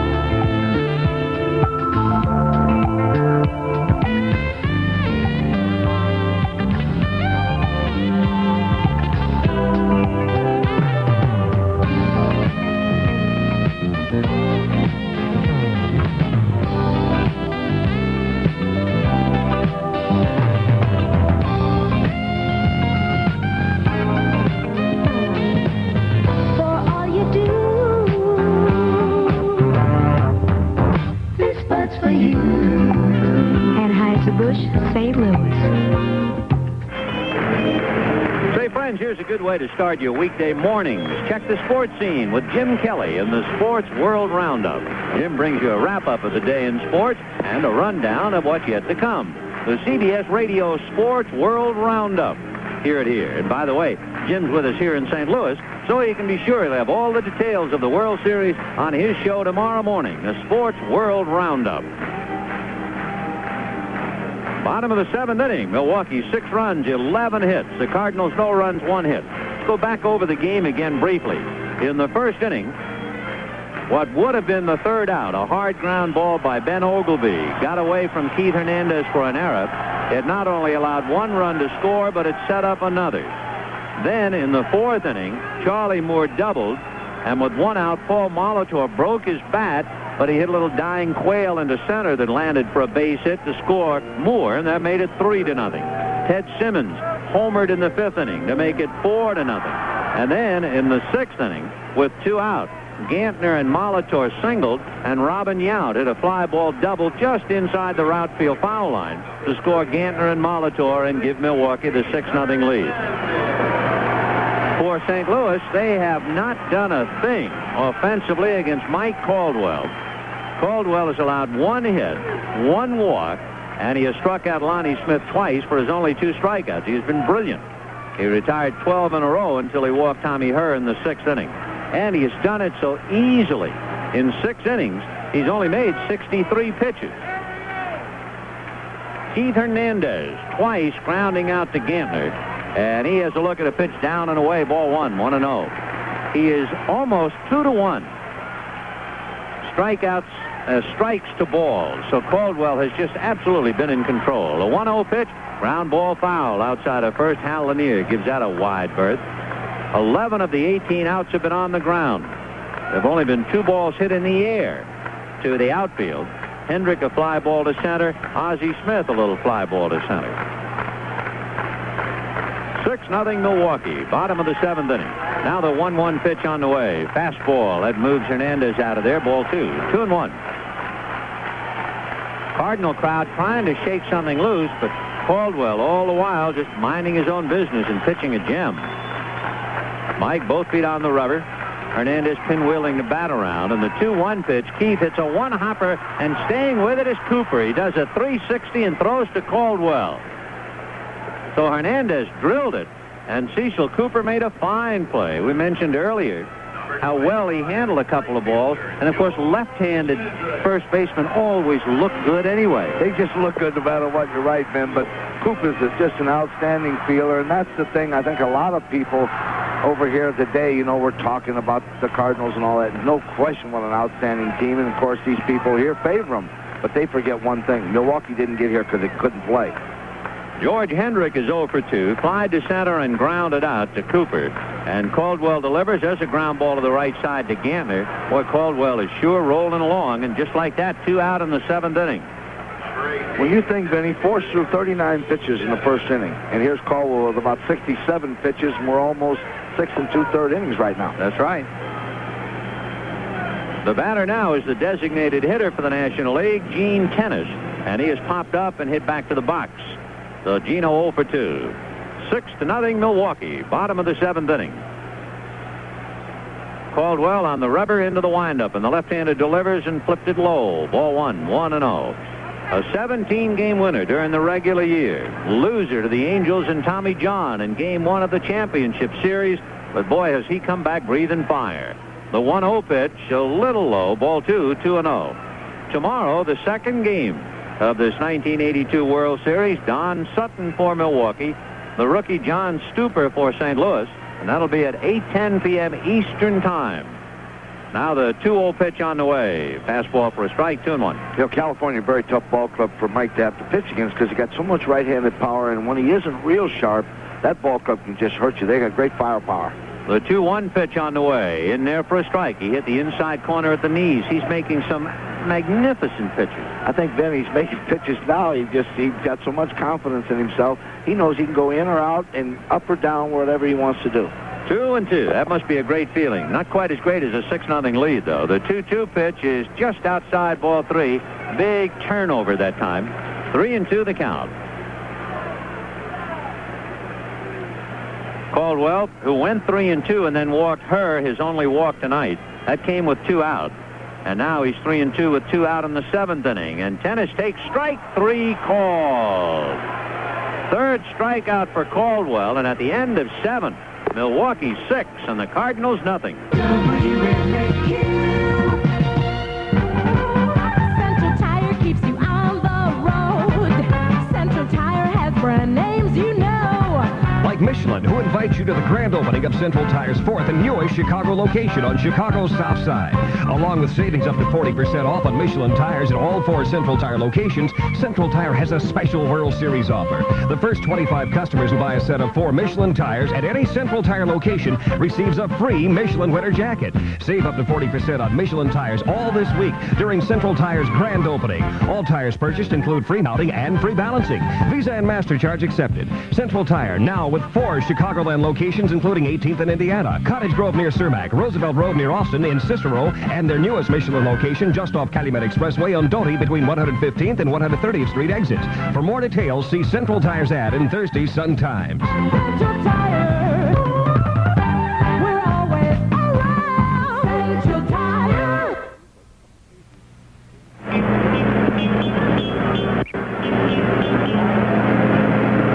To the 8th inning, Milwaukee leading the Cardinals 6-0. 6 runs, 11 hits.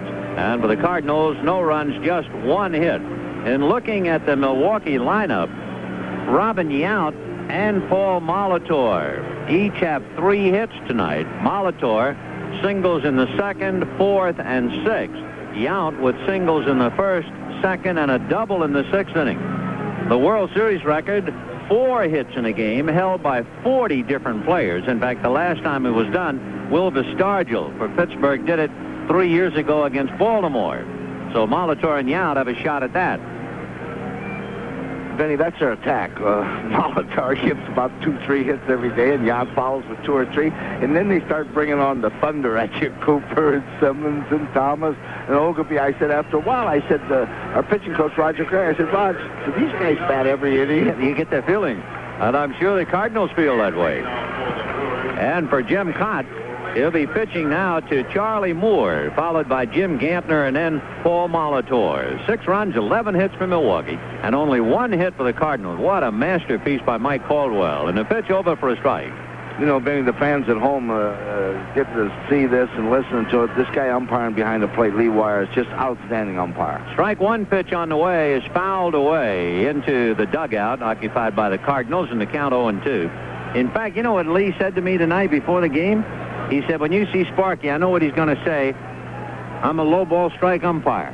No, I'll tell you one thing. Lee Wire, he went to Japan with us when we went there in '78 to the Cincinnati Club, and he was so good over there, the Japanese people even realized how good he was. He's an outstanding umpire. 1-2 the count. Lee, the biggest umpire in the National League, and he's lost about 15 to 20 pounds. He really looks great. Here's the 1-2 pitch to Charlie Moore, and it's low, ball 2. 2-2. You won't ever see Lee have much trouble with ball players because he's not one of those guys looking for trouble. So Moore waiting with Gantner to follow. And the 2-2 pitch on the way is a high fly ball to left field. It's playable, and Lonnie Smith is right there waiting and makes the catch for the out. So LaPointe gets his first man as he takes care of Charlie Moore and the batter, Jim Gantner. We're in the 8th inning. Milwaukee 6 and the Cardinals nothing. Gantner flied to center, sacrificed, and singled to right, and he rode home, along with Molitor on the double by Robin Yount. And he fouls the first pitch away, and the count 0-1. So it's been Forsch, Cott, and LaPointe, and it's Mike Caldwell pitching a 1-hitter so far for Milwaukee. The strike 1 pitch on the way. Fastball and a chopper wide to third. Speared by Oberkfell. He throws over to first in time. Good play.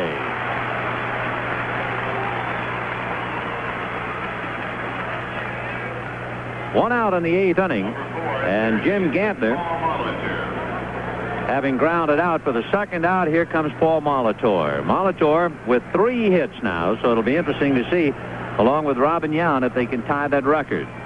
Well, you look at the St. Louis infield. They cover so much ground. Every one of their infields covers so much ground. There isn't much space for a ball to get through. Molitor grounded out, then singled the hole at short, single to center, single to left. And he takes high and outside, ball 1. 1-0.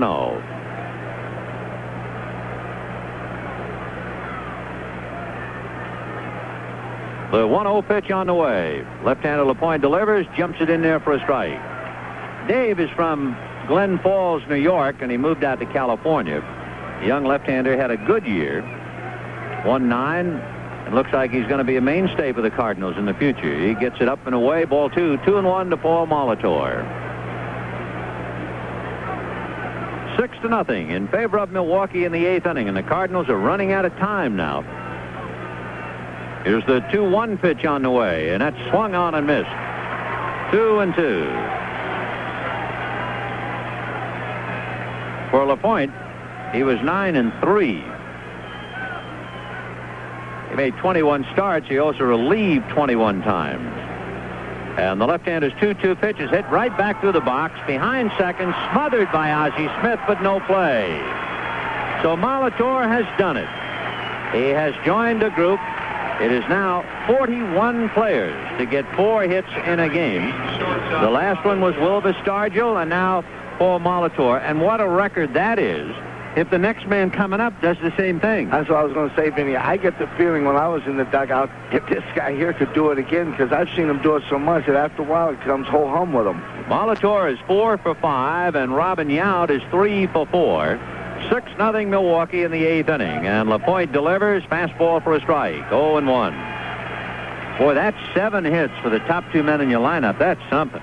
That isn't bad. Oh, 0-1 the count. Throw to first. Molitor jumping back to the bag. Keith Hernandez holding a corner.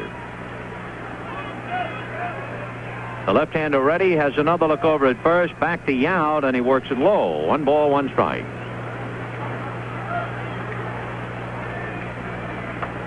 Yount checking at third with Harry Warner. Now Robin back up to the plate. Dave LaPointe a look at first, and the left-hander's 1-1 pitch is lined into right field. Would you believe back-to-back tying efforts as Robin Yount is 4 for 5. Well, I told you, Vinny, they're 2 pretty good athletes. And, you know, we have a joke over in the American League. You say the guy scores 130-something runs, the next guy up 130-something, the second hitter's knocking in 114 runs. You know, these 2 guys are just unbelievable baseball players. That's really amazing. You have 40 players over the years, in all the years of World Series. And remember now, this is the 79th World Series. And over the years, 40 guys get 4 hits in a game. And tonight, they do it back-to-back. I mean, that punches a hole in that record. And here is Cecil Cooper, and he swings and doesn't get it 0-1. And we got 6 more games to play. This might be a lot of hits. 0-1, the count is Cecil Cooper. What a show put on by Molitor and Yount and a fellow by the name of Mike Caldwell. 6 runs, 13 hits for Milwaukee. Just a 2-out double, a whimper of protest by Cardinals' Darrell Porter, and the pitch to Cooper outside, 1 ball and 1 strike. And the thing that you're going to read tomorrow in the paper is, and I've seen it, I've played against this club enough, you'll never see one guy on the Milwaukee club pop off. They don't do that. They just play baseball. They don't do any popping off. 1-1 the count is Cecil Cooper. Dave LaPointe delivers, and Coop swings and hits it to the right of her. Tommy has it to Ozzie Smith for the force on Robin Yount sliding in. So 2 base hits, and that's it. At the end of 7.5, Milwaukee 6 and the Cardinals nothing. WMAQ. You gotta reach deep inside. We've all felt it. Come on, bring out that pride. The challenge to make every effort count in all we do to bring out the best. Bring out your best. Bring out your best. Bring out your best. The challenge for us was to brew a light beer worthy of the king of beers. One with a clean, distinctive taste. Budweiser Light lives up to the challenge. Bring out your best. Budweiser Light. Bring out your best. Budweiser Light. To brew Budweiser Light, it took time, patience, and a commitment to quality.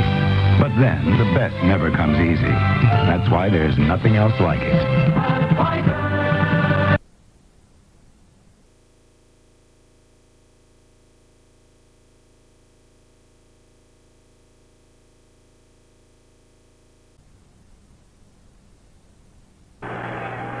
And let's see, something loose on the field, a ball, a beach ball, something. And it's way out in left field, so timeout for the moment. The Cardinals have just been unable to generate anything against Mike Caldwell. So it doesn't really make any difference, the 2 unearned runs in the first inning, or the broken bat single for the run in the 4th, etc. You're not going to go anywhere with nothing in a 1-hitter anyway. No, Vinny, but the great thing about it is when they started this, they said it's 4 out of 7. So, you know, this game isn't over yet, period. But even if St. Louis was to lose this ball game, that's not going to concern the Cardinals or Whitey, because they came here as a 4 out of 7. Well, they're retrieving the article that had fallen out of the stands onto the field. It looks like maybe a beach ball. 0-1, the count to Darrell Porter, followed by David Green and then Ken Oberkfell. The left-hander looks in to get a sign. Mike Caldwell, side armor, in at the knees for a strike, and the count 0-2. I remember Roy Campanelli used to talk about how a pitch could give you a jelly leg. That side armor certainly can do it to a left-hander. 0-2 to Darrell Porter. Caldwell delivers. That's swung on and foul back. 0-2. Caldwell breezing after the double by Porter. He retired 12 in a row and walked her, and he's turned around to retire the next 4 in a row after the walk. Striking out 2 of the 4. Mike scraping at the dirt atop the rubber. He has struck out 3, walked 1, allowed 1 hit. Mike's strike 2 pitch to Darrell Porter, swung on and foul back. So the catcher's still there, 0-2. A reminder, Don Sutton and John Stuper tomorrow, 8:10 p.m. Eastern Time, Game 2 of the 1982 World Series.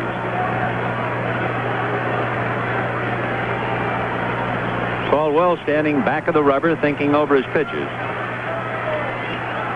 Now he's up on top, looks in to get a sign, and comes to his hitter, a high chopper over the mound, behind second, into center field.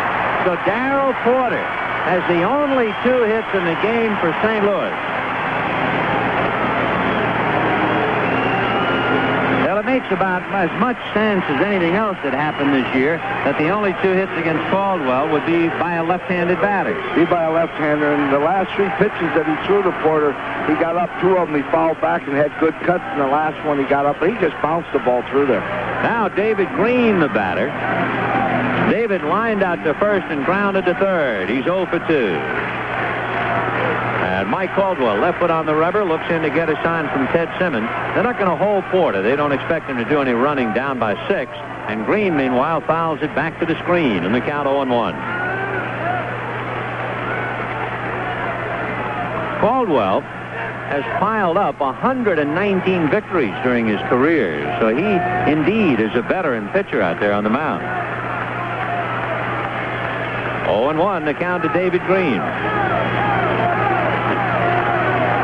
Now the strike 1 pitch on the way. Green takes high and outside, 1 ball and 1 strike. Paul Molitor near the bag at third. Yount is deep at short. Gantner wigwagging to Yount to set up any signs they might have, and meanwhile at third, Molitor trying to peek in and read Simmons' sign. 1-1 pitch is lifted to right field. Charlie Moore went back. Now he goes to the track and makes the catch for the out. After instinctively coming in on the ball, he turned and went back and made the play. He misplayed the ball to start with a little bit. He got a little confused and turned around, but he went back and made a great play, Vinny. This guy has really become an outstanding outfielder. And here was a guy that was a catcher, and you never really hear of that, of a guy being a catcher and then becoming an outstanding outfielder. So Charlie Moore makes a fine defensive play in right field, going to the track and with his back to home plate, having to grab that one. And the batter is Ken Oberkfell. Caldwell could be tiring a little bit now. That could be one reason why the ball is coming up. Well, he's getting up a little bit, and he's going to have to get that ball back down. He delivers ground ball up the middle, and that's going to go into center field. Base hit for Oberkfell. Porter stopping at second.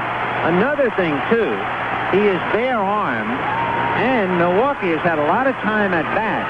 And you also wonder about if he's stiffening up a little bit in the cool air here. Could be getting a little stiff, and like you said, Benny, when he gets up, he's going to get hurt. He has to be down, and he has to be from the thighs to the knees and below that. He can't get up near the belt. So Ozzie Smith coming up with 2 on and 1 out in the 8th inning. It is the Cardinals' first and only threat of the night. First time they've had 2 men on in an inning. And only the second time tonight they have had a man at second base. So Caldwell out of a stretch with 1 out. The left-hander deals, and that's hit foul off first down the line, out of play.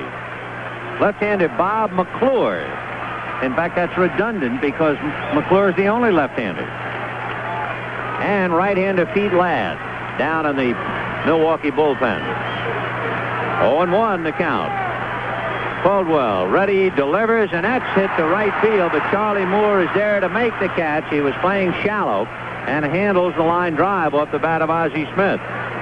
So Caldwell pitched brilliantly for 7 and is really just getting by here in the 8th. Well, he's had every ball, basically, other than the ball Porter hit. He had a bouncing ball through, but every other base hit. Overfell was hard up the middle on the ground. The ball that Moore made the catch off of Green was hit hard. This last ball by Smith, they've all been hit hard because he's been up. Tommy Herr grounded to short, popped up and walked. He had the only walk from Caldwell tonight. Tommy, a switch hitter, batting right-handed. So 2 on and 2 out. And the Cardinals trying somehow to mount an attack. And the first one is low. Ball 1, 1-0. On deck, Lonnie Smith. 6 runs, 13 hits for the Brewers. No runs, 3 hits, and an error for the Cardinals. Mike Caldwell out of his stretch. Another look at his runners. The left-hander back to the plate. That's a strike. On the outside corner, 1-1. Darrell Porter standing at second. Ken Oberkfell at first. 6-0 Milwaukee in the 8th inning. Game 1 of the series with Don Sutton and John Stuper tomorrow night. 1-1 the count. Caldwell out of a stretch in the 1-1 pitch, and that's lifted to Charlie Moore. So Charlie's going to get them all in right field, and the Birds lead 2, and at the end of 8, Milwaukee 6 and the Cardinals nothing. WMAQ. If you're looking for a real value in car insurance, a value that means a good price and even more, check with State Farm. State Farm Mutual is known for low-cost car insurance, but even more importantly, if you have an accident, your good neighbor agent will get your claim started promptly and make sure it's settled fairly. Check your yellow pages for the State Farm agent near you and see why so many people insure their cars with us. Check with State Farm. And like a good neighbor, State Farm is there. The average car may be getting smaller, but the average American is getting taller. That's why the small, efficient Buick Skyhawk doesn't forget Buick's biggest fans.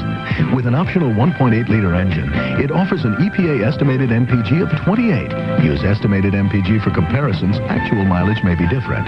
But inside, there's luxury and room for even those with above-average dimensions. The 1983 Buick Skyhawk. Like a lot of people, you'll fit right in. It has been said that baseball is the true expression of the American spirit. Charles Kuralt, noted TV newsman and observer of the American scene, captured the sense of this American spirit with these words: "Travel the land and gaze at vacant lots. Nothing has changed. 9-year-olds still take mighty practice swings, holding the bat at the very end. For to choke up on the handle is to admit that you are not yet a man." Baseball fever. Catch it. It lasts forever. The preceding message was furnished by Major League Baseball. Special greetings from all of us at CBS Radio to those of you around the world listening to the World Series on Armed Forces Radio. I'm Vin Scully along with Sparky-Anderson and Win Elliott, and we're at Busch Stadium in St. Louis. It has been all Milwaukee. The Brewers 6 runs, 13 hits, and no errors. They have left 9. Ted Simmons struck out and popped up, homered and singled. So Ted is 2 for 4. It's been Bob Forsch, Jim Codd, and Dave LaPointe. And for the Milwaukee Brewers, it has been Mike Caldwell all the way. It'll be Simmons, Ogilvie, and Thomas, and if anybody gets on, Don Money, the designated hitter who batted for Roy Howell, who opened up the game in that department. To look ahead, when the Cardinals bat in the bottom of the 9th, they have Lonnie Smith, Keith Hernandez, and then George Hendricks. LaPointe ready, Dave delivers, and the first one a strike, 0-1. Boy, that's some matchup tomorrow. John Stuper, the rookie, against veteran Don Sutton. Well, that's Stuper. I seen him the other night on TV. He's an outstanding-looking young pitcher, Ben. Strike 1 pitch is lifted to shallow center field. Coming in and waiting is David Green. He's there right now to squeeze it to the out, 1 away. Ben Ogilvie aboard on the error by Keith Hernandez. Grounded out twice to Tommy Herr. And then in the 7th inning, we think he didn't see the sign by Bill Haller. Didn't run out a ground ball, and it was turned out to be a double play, much to his embarrassment. Yeah, you feel a little funny there, but I think you're right. I think he was blocked off by Hernandez. I think so, too. And the fastball is low, ball 1, 1-0. One other thing the Brewers have lived up to, and that's their road record. They were the best road team in baseball this year, and here they walk into St. Louis and dismantle the place. The 1-0 pitch on the way. That's high, ball two. They won 47 games on the road. I think 47 and 33 on the road. They had to win in Baltimore. I learned a long time ago, if you're good, it don't really matter where you play. I guess not. Here's the 2-0 pitch to Ben Oglivie, and that's low, ball three. 3-0. 6-0 Milwaukee in the ninth inning. I think it's somewhat of a shock to the citizenry here in St. Louis anyway. They didn't expect to just be blown out in the first game. Well, you know, I heard a guy say today, oh, this will be over in 4. I said, hey, you don't understand. Those people over in Milwaukee are pretty decent players. Well, you know, it might be over in 4. No, it ain't going to be over in 4. This is going to be a great series. Here's ball 4 to Ben Oglivie, and the batter will be Gorman Thomas.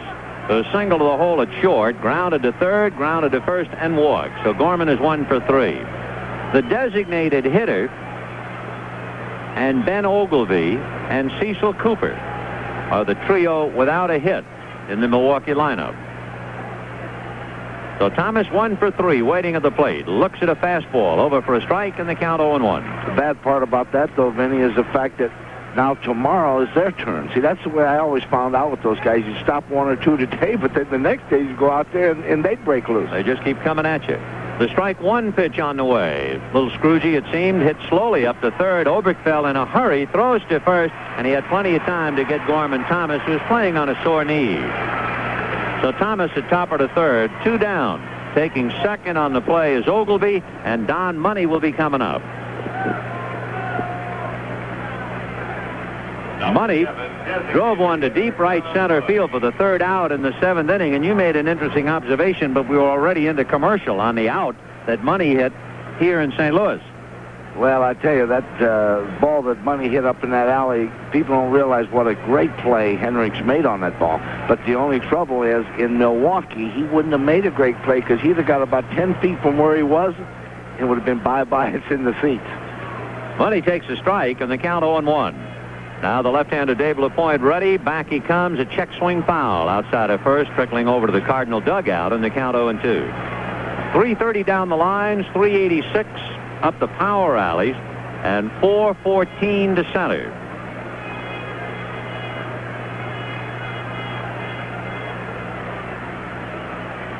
Oh, and 2 the count.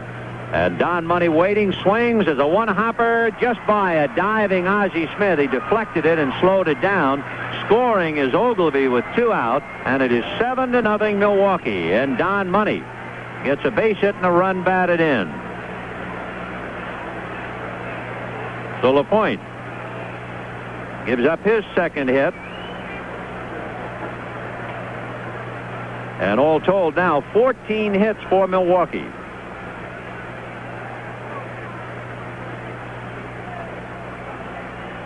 And Whitey Herzog going out to the mound, and he's going to have to make another change. 7-0 in favor of the Brewers, and out goes LaPointe. He gave up 3 hits and a walk and at least 1 run. Jim Cott had allowed 1 hit.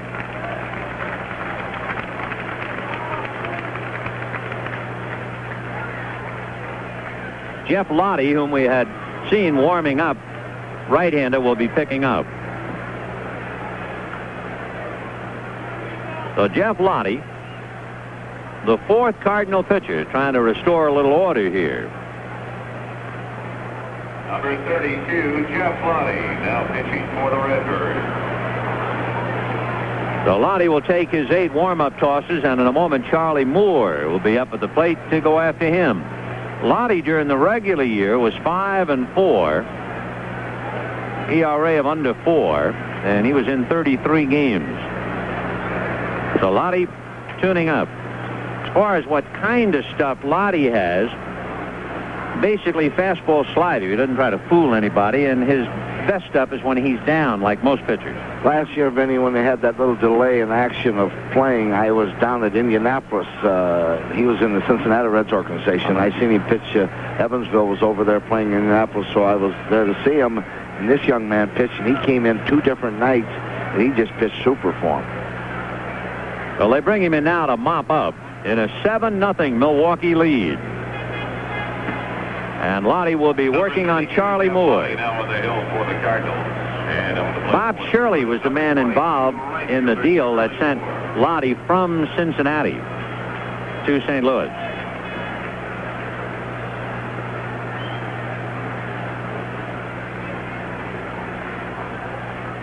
Right-hander set at the belt. Jeff Reddy delivers fastball. A high chopper over the mound. Tommy Hurt charging. Bare hands. Throws too late. And Charlie Moore really got down the line in a hurry. Got out of the box extremely well, and that's one thing about Charlie. Here's a guy that was a catcher, and he runs so well. And I think they've made a great move over at Milwaukee, getting him away from the catching thing, and yet it still gives them a guy if they have to. They've got Yost, and if they ever got an emergency, Charlie come right back and catch. So an infield single to Charlie Moore. Moore's second hit of the night. It is now 15 hits for Milwaukee. Boy, there's some head on that beer. 7-0 in favor of the Brewers.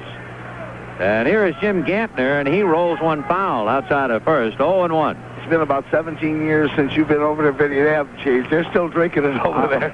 I can't wait to go there, I'll be honest. 0-1, the count of Jim Gantner.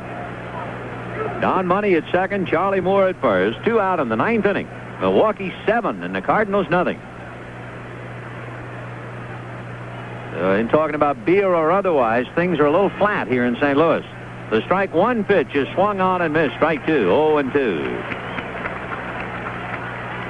I think the governors of the two states, in the spirit of this World Series, I think they have wagered, I don't know, a case of beer or something, each governor. 0-2 to Gantner. Flied out and sacrificed, singled, and grounded out. Left-hand hitter in the strike 2 pitch. Gantner strokes it foul outside of first and down the line. 7 runs, 15 hits, including 2 doubles and the home run. And for the Cardinals, no runs, 3 hits, 2 singles and a double. Gantner waiting, and the strike 2 pitch on the way. Laddie's fastball is down and away, ball 1. I don't know if it's a pleasure or not, but I have had the privilege to watch the old Pittsburgh Pirates in the early 70s and even the middle 70s, the way they could mash a ball, Vinny, and we got to play against them, which wasn't fortunate. And then over in the American League, to get to play against Milwaukee, which again is not fortunate, but I have been able to see a couple of clubs that could really whack the ball. Boy, they go off like a string of firecrackers, don't they? 1-2 the count to Jim Gantner. 7-0 Milwaukee in the 9th inning. And the Brewers looking for more with 2 on and 2 out. Jeff Lottie out of his stretch. The right-handed deals, and there's a high chopper, and that's foul outside of first down the line. One thing I wouldn't like to do, and we never have to over there, which is great, I wouldn't like to play Milwaukee and then leave from there and go out to Anaheim and play the California Angels. You'd be in a slugfest for 6 straight days. That's a tough act, those two. Well, Gantner fouling them off, and Jeff Lottie, the 4th Cardinal pitcher, trying to get the last out here in the top of the 9th. Jeff out of his stretch, looks back at Money and Moore, and comes to the plate, and there's one that's banged into right center field for a base hit. Money will score. That ball's going to roll deep and finally knocked down by David Green. Moore is going to score, and into third with a triple goes Gantner, and the Cardinals could have phoned it in.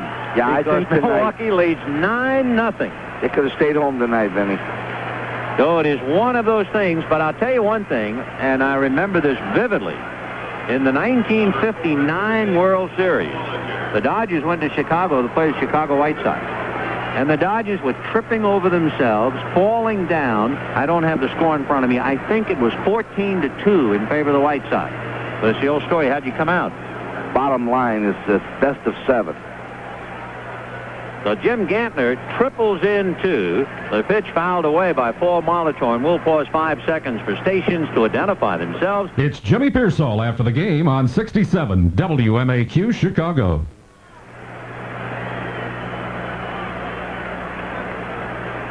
Lottie ready in the strike 1 pitch. Ground ball to the hole. Ozzie Smith diving. Comes up with it. Throws to first. Too late. Paul Molitor comes up with his 5th hit and a run batted in. It is 10-0 Milwaukee. You know, Molitor has 3 hits on balls that Ozzie Smith has gloved. What would you say, Minnie, if you had 2, your leadoff man 5 for 6, and then your second guy would get 5 for 6? Where would that be in that rating? They help. So Gantner scores. 10 runs on 17 hits for Milwaukee. And the pitch to Robin Yount on the inside corner for a strike. And, of course, now Yount has accepted the challenge. He doesn't want Paul to get too far out in front of him. Molitor, 5 for 6, and Yount 4 for 5. And the strike one pitch is on the outside corner, strike 2. The 10th run and the 4th run of the inning is charged to Lottie.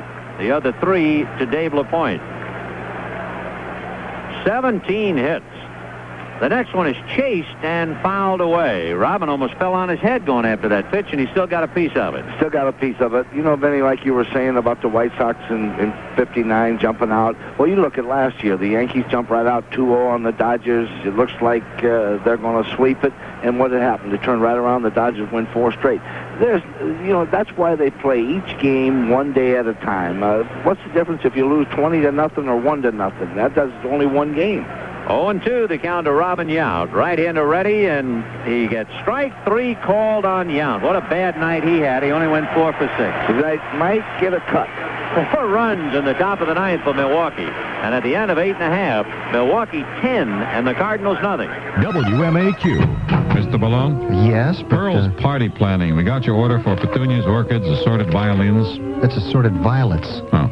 Hold the violins, fellas. Pearl has terrible handwriting. Well, these flowers were for my wedding reception. So? That was 2 weeks ago. Well, it's our delivery truck. Broke down. Just got to fix. Sign here, please. Hey, don't you know about Jartran? Sure. Hey, Ralph, got any more of those night-blooming Jartrans back there? No. Jartran Truck Rental. Oh. It's a company that rents trucks and trailers and vans just the right size for your needs. Where do you want these garden hoses? I asked for roses, not hoses. Boy, Pearl has terrible handwriting. Well, she won't have a business if she doesn't find out about Jartran Truck Rental. You know, Jartran makes sense in today's economy. We can rent trucks just for our busy season. That month when everybody gets married? June. No, Pearl. Pearl's party planning. Oh, brother. Hey, what should I do with these musicians I brought over? I didn't order musicians. You sure did. Look right here, an assortment of jazzmen. That's jasmine. It's a flower. I gotta talk to Pearl about... For a limited time, any Jartran truck is just $29.90 a day for local rentals, Monday through Thursday. Restrictions apply, so ask for details. Bottom of the 9th inning. Milwaukee leading 10-0. 10 runs, 17 hits for the Brewers. No runs, 3 hits, and an error for the Cardinals, who have really not been in the game in the sense that they've been unable to mount any kind of an attack against Caldwell, and the game just gradually disintegrating as far as they're concerned. For the Brewers, they scored twice in the first inning, added a run in the 4th inning, then added another on a home run by Ted Simmons in the 5th inning, added 2 in the 6th, and then just tore it to pieces with a 4-run 9th inning. But as we've been saying, in one respect, if you're a member of the Cardinals, this is a thoroughly forgettable game. This is the kind of a game you just walk away and say, okay, that's that. It's not like you're going to twist and turn all night tonight losing a tough one-run game. Well, sometimes it's very good for you to get lit up real good for one reason. Tomorrow when you come out, you say, look, we've been humiliated tonight. Now let's go out tomorrow and it'll really shake them. I think sometimes a good licking will shake you more than a 3-1, 2-1 loss. And, of course, for Milwaukee, they really have to be thrilled coming in here and knocking the Cardinals lopsided. 10 runs, 17 hits, and then coming back with Don Sutton tomorrow night. However, that remains to be seen at 8:10 p.m. Eastern Time. And the first pitch to Lonnie Smith, low and inside, ball 1. Lonnie grounded to third, struck out in the 4th, struck out in the 6th, so he's 0 for 3. Caldwell on the rubber into the windup. Mike Reddian delivers. A bunt attempt is fouled away, and the count 1-1. Caldwell has allowed 3 hits, 1 walk, and 3 strikeouts. He has truly been magnificent. Cooper, Gantner, Yount, and Molitor on the infield. Ogilvie, Thomas, and Moore in the outfield. And the pitch just low to Lonnie. Ball 2, 2-1. Ted Simmons behind the plate, and Mike Caldwell on the mound. Is he ever? 53,723 on hand. The 2-1 pitch is lifted down the right field line. Charlie Moore digging for the line. He's there now and makes the catch and almost ran out from under it. He just did reach back and glove it for the out. 1 down. You know, one good thing, Vinny, tonight now, Milwaukee does not have to worry about Suter, I don't think. No, that's a conservative remark. Here's Keith Hernandez. Interesting whether Caldwell has psychologically let up or not. But the last 4 outs have been fly balls to right field. Almost as if he's saying, I'm leading. Here, take your best shot. Keith Hernandez hits a ground ball to Gampner, and Jim is up with it over to Cecil Cooper. And just like that, the Cardinals are down to their last out in the 9th inning. So, Benny, I will make you a bet before this series is over. They're going to have to be worried about Mr. Suter a lot before this thing's over. In fact, the thing that I was hoping that Raleigh Fingers would be 100%. Not to, like he said tonight before the game, well, I could pitch to a couple of batters, I could give him an inning, but not much more than that. What a great matchup it would have been with Raleigh Fingers versus Bruce Suter. Two pretty good ones in there. At this point in their career, you'd have to say Raleigh Fingers has been the greatest relief pitcher of all times if you look over a 13, 14-year period. George Hendricks fouls it away in the count 0-1. George flied to center, grounded to Cooper, and grounded to Gampner. 0 for 3. Caldwell into the windup, and the strike one pitch is a little low and outside. 1 ball, 1 strike. 10-0 Milwaukee in the 9th inning with 2 out and the bases empty. Caldwell up on top, looks down the barrel to Ted Simmons, and the 1-1 pitch on the way. Swung on and hit foul outside of third, bouncing over to the seat. 1-2. May I have your attention, please? Will you please remove the banner from the left field bleachers? Well, they're asking the folks in the left field bleachers to remove a banner which could interfere with the ball hit out there, so they roll it up. 1-2 to Hendricks. Caldwell into the windup, and his 1-2 pitch is outside and high. Ball 2, 2-2.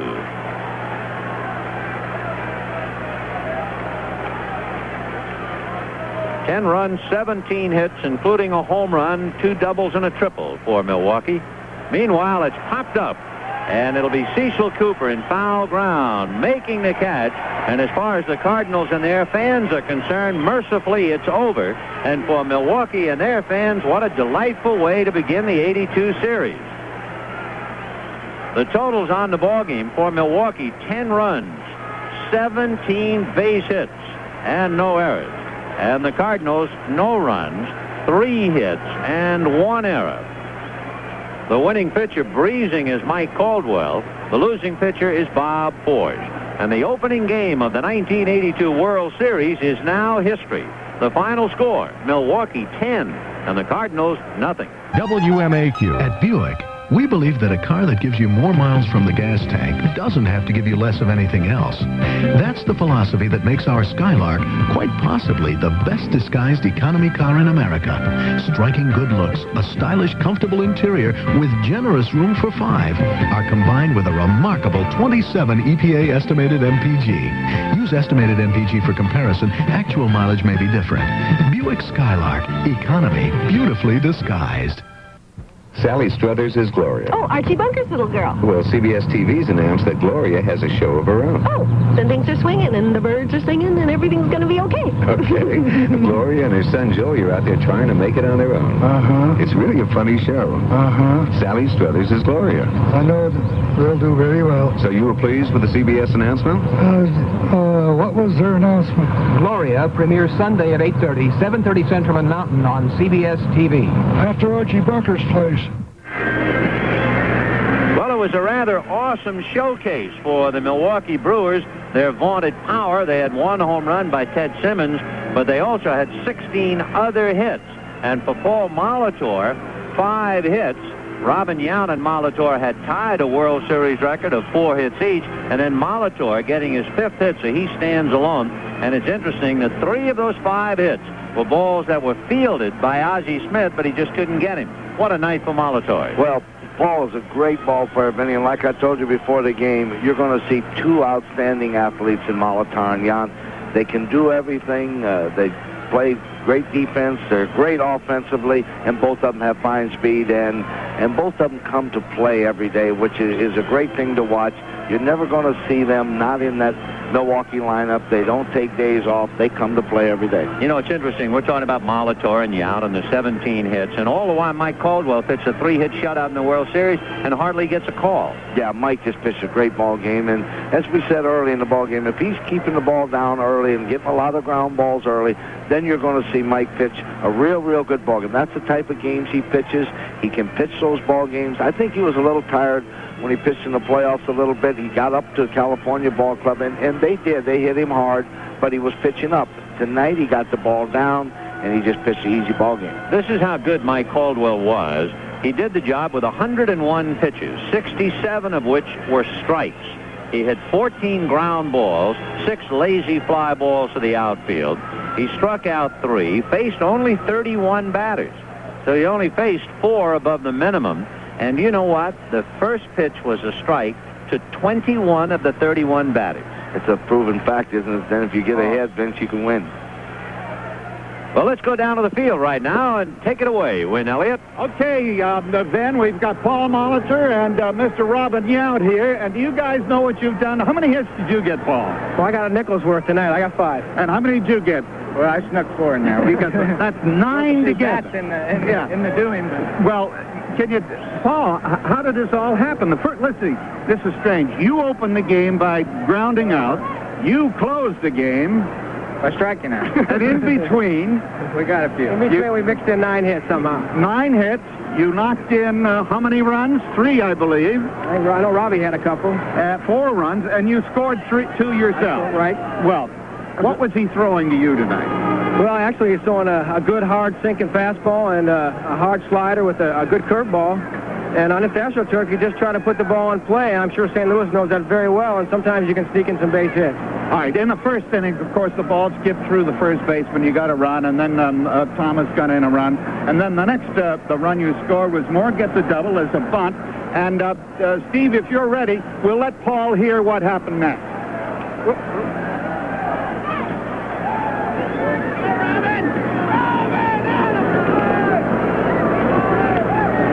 Did you hear your...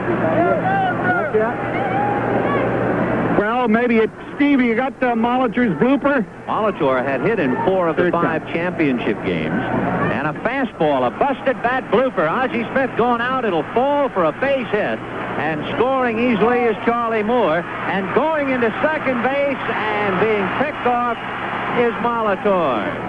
Paul, do you remember the pitch that you hit for that one? It must have been right on your finger. Well, it was a hard fastball in, and I actually thought I hit the ball a little better than I did. I shouted my bat, and with the infield in, I was just able to manage enough to pop it over Ozzie Smith's head. And I saw him bobble the ball. I tried for second, but he made a good throw, and I was out by about 10 feet. And you're the guy that's stolen more bases than anybody on this club. Well, we figured trying to be a little aggressive on the base pass, especially when we have a little bit of a lead, and I just came up a little bit short on that play.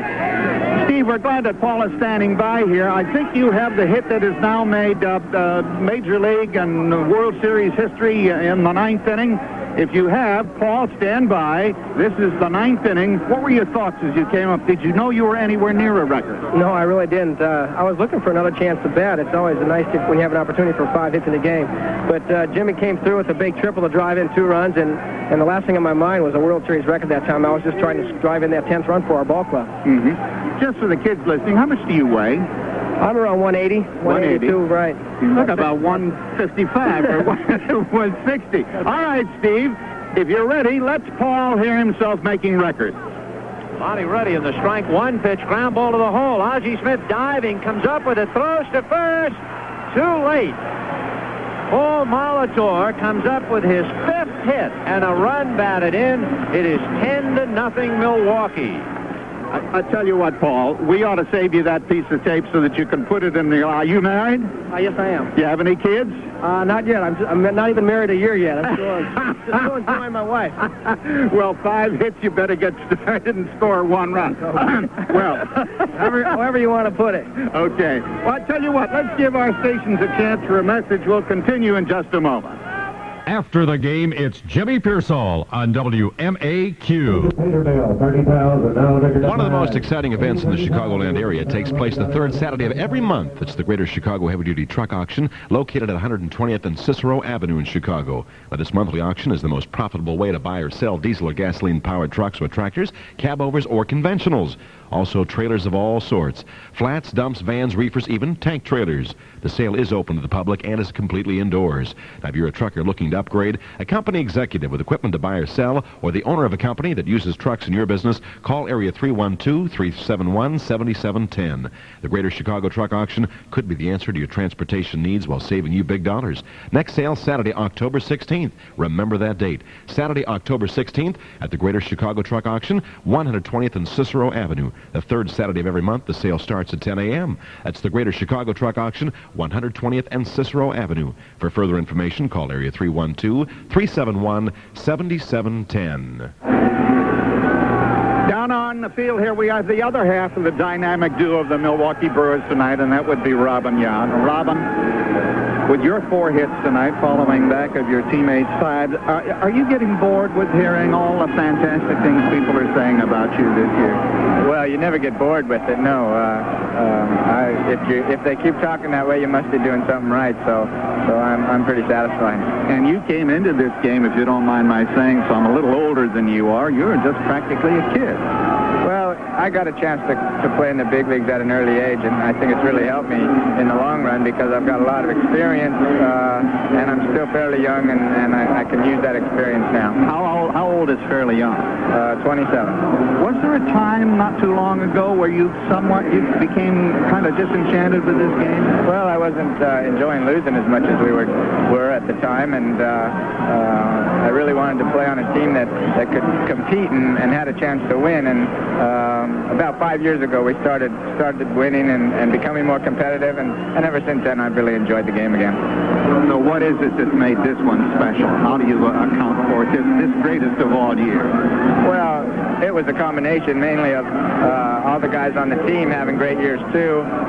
With a team like that we have, with the offensive capabilities that we have, if a lot of guys have good years, everybody's going to put some big numbers on the board. Over and over again, I hear the players talk about one of the things that makes them good or even passable on a major leaguer is concentration. I'm sure you do. I've watched you up at the plate. You tense up there. You're all business. Do you have any tricks? How do you do it? Well, there's no real tricks to it. You know, you just got to keep your mind on what you're doing. That's probably the hardest part of the game when you consider we go out there almost every day for 162 games. The hardest part of the game is concentrating all the time, and I think when you learn to do that, you become more consistent, and that's what makes you a good ball player. Robin, you have the earphones on. I'm going to ask our engineer, Steve Kirsch, up there to get to the 6th inning when Robin came up and was in a position to get a couple home for the Brewers. Do you remember that situation, Rob? Yeah, I sure do. What did he throw to you? Well, it was, I think it might have been a slider. It was something up and in, and he'd been pitching me away the whole at bat, and I was kind of looking for the ball away. And that one was high and inside, and it jammed me, but the ball happened to fall where the fielders weren't, and it was a big play for us. Sparky, in analyzing your style, said they can't throw you inside. The only way is to get you out, so you outsmarted them, and we're looking for outside. Well, I was, but like I said, the ball was inside. That's why I didn't hit it very hard. All right, let's go back. 6th inning, 2 outs. Gantner singles. Molitor, as usual, singles. And up comes Mr. Robin Yount. And what happens, Steve? Let her go. 2-1 to Robin Yount. Bob Forsch at the belt delivers fastball, and that's sliced over first down the right field line. It's going to land fair. Hendrick over in the bullpen to chase it. 1 run is in. The 2nd run will score on a double to right by Robin Yount. It is 6-0 Milwaukee. Robin, more satisfying to win a rout like this or to squeak it out dramatically in the 9th inning? I'll tell you, if you're in a World Series, any way you can win is satisfying. So it was a nice way to start it off, I'll tell you that. Robin, thank you very much. You're very gracious to come over. Thanks. Maybe we'll see you again tomorrow night. Right now, we're going to give our stations a chance for a message. Let's pause for this word. WMAQ. Hiring a professional plumber is a costly way to handle plumbing repairs. But thanks to True Value Hardware Stores, it's not the only way. Hi, Pat Summerall to say now they offer their own Master Plumber parts and fittings that lets you save by making professional-type repairs yourself. Installation is easy because every quality Master Plumber part comes with step-by-step instructions. And right now, their single-handle washerless kitchen faucet is just $29.95 exclusively at participating True Value Hardware Stores. Sports Vision, Chicago's subscription sports television service, is now available through local cable companies. You can have Major League sports in your home every night of the year. You'll see the Blackhawks, the Bulls, exciting indoor soccer with the Chicago Sting, key National Hockey League games, and a lot more, including boxing, auto racing, tennis, and college sports. For information on how you can obtain Sports Vision, call your local cable company or dial 693-9200. Don't miss any of the action. Order Sports Vision today. WMAQ. I suppose they do it in all ballparks, but the Cardinal management or the folks here at the ballpark have taken all the scores off this scoreboard, at least the line scores. At the end, it gives runs, hits, and errors. 10-17 and 0 for Milwaukee. 3-1 for the Cardinals. Actually, the game was over in the first inning when Ogilvie, with the man on first and third, hit a skipper down to first base. Keith Hernandez, an impeccable fielder, couldn't handle it. It skipped by him. The first run, and the only run the Milwaukee Brewers eventually needed, was in. And that was the game, 1-0. Milwaukee was not overpowering. They were just frequent in the way they handled the ball. And Mike Caldwell, who usually is a struggling kind of pitcher, from our exposure to him back in New York, he owns the New York Yankees, but he always just manages to get through. Today, he was the manager. He just seemed to be able to put the ball wherever he wanted to, when he wanted to, whatever the speed required. He had them bending over, ducking back. The only man that had anything on Mike Caldwell today was Rob Bone, Darrell Porter, the catcher of the Cardinals. He doubled sharply. I think it was in the 6th inning. That was the only hit the Cardinals got until the 8th inning. And again, it was Porter. He skipped one through the center for another single. Then one other Cardinal came through. Oberkfell, he got a hit. And so it was just Porter and Oberkfell who managed to get on base at all. There was another walk earlier in the game. And that was the sum total of effort against Mike Caldwell. He pitched a wonderful game. And as you've heard, Paul Molitor has broken a World Series record with 5 singles. Robin Yount came along with 4 singles. Between them, these two guys were as many as 9. It was a brilliant victory for Milwaukee. St. Louis has got to go back into the dugout. I noticed I was down here in the dugout. Whitey Herzog was not perturbed. He was not upset. He was grinning, because when you get a licking like that, there's no use crying. You just turn over the other side. We're going to give our stations a chance for a message right now as we pause for this word. I've never been on a blind date before. Me either. I've heard such terrible stories about well-meaning friends trying to get two people together. Yeah. Well, in this case, I'm glad Tom and Sally got us together. Thanks. I am too, Bill. You must have a very important job. Oh? Well, you dress so well. Thanks. I appreciate that. But actually, I'm just struggling on the way up. Well, you look important. Thanks. Rothschild gets the credit for that. Rothschild? Mm-hmm. That's where I buy my clothes. I feel really good about how they take care of me. And I can afford the clothes they carry. Well, I'm impressed. With Rothschild? Not exactly. This is Maurice L. Rothschild's 99th year. Anniversary specials at every store. Exceptional savings, exceptional men's clothing, exceptional stores. It's on now at Randhurst, Harlem Irving, Ford City, Woodfield, 6 Corners, and 34th and King Drive. Maurice L. Rothschild's 99th anniversary sale. Leather jackets, a $215 value, just $149 during Maurice L. Rothschild's 99th anniversary sale, going on now. CBS Radio Sports has been happy to bring you the first game of the 1982 World Series. Tonight's broadcast sponsored by Budweiser Light, Delco Electronics, by Jartran Truck Rental, Permitex Automotive Repair Products from Loctite Corporation, by Buick and your Buick dealer, and by Regal Shoes. Our engineers tonight, Steve Kirsch and Colin Jarrett. Our producer, David Kerman. Frank Miller is executive producer for CBS Radio Sports. Be sure to join us again tomorrow night for game number 2 between the Brewers and the Cardinals. We'll be on the air in the East at 8:10 Central, 7:10, and 5:10 Pacific time. Once again, the final score of the opening game of the World Series, Milwaukee 10, St. Louis nothing. Paul Molitor, a new series record, 5 straight hits. Along with Vin Scully, Sparky Anderson, I'm Win Elliott. And from Bush Memorial Stadium in St. Louis, Missouri, we say so long for CBS Radio Sports. When your car needs a muffler, think Fair Muffler. Because Fair installs a top-quality product made to the original specification of your car, they can give you a better guarantee. Fair Muffler will take you into the shop and show you exactly what's wrong with your muffler or exhaust system. Let you know the price before the work begins. Then you decide if they should go ahead with the work. No obligation, inspections are free, and Fair promises to replace only the parts that are needed. Now, the Fair way of doing business is no surprises, except in most instances, a surprisingly low price. Visit the Fair Muffler shop nearest you. They're located in the corner of 83rd and Cicero Avenue in Chicago, 111th and Cicero in Oak Lawn, 173rd Street and Indianapolis Boulevard in Hammond, Indiana, 79th Street and Harlem Avenue in Burbank, and their newest location on Ridge Road in Hobart, Indiana. And if you don't live near any of these locations, you'll find it's worth the drive to Fair Muffler. Call Fair and compare their price, their quality, and their guarantee. You'll find it's a fair deal. Look in the yellow pages under mufflers for Fair Muffler Shops. It is 26 minutes after 10 o'clock on WMAQ Chicago. The Chicago forecast for overnight, partly cloudy and quite cool. Low of 47 degrees near the lakefront, down to 38 degrees in the outlying areas. For tomorrow, Wednesday, mostly cloudy and cooler. We'll have a high around 60. Wednesday night, partly cloudy, low 38 degrees in the outlying areas, 45 degrees near the lakefront. For Thursday, partly sunny with a high of 63. It's currently 57 degrees at O'Hare, 58 degrees Midway, 60 along the lakeshore at WMAQ. 67 WMAQ.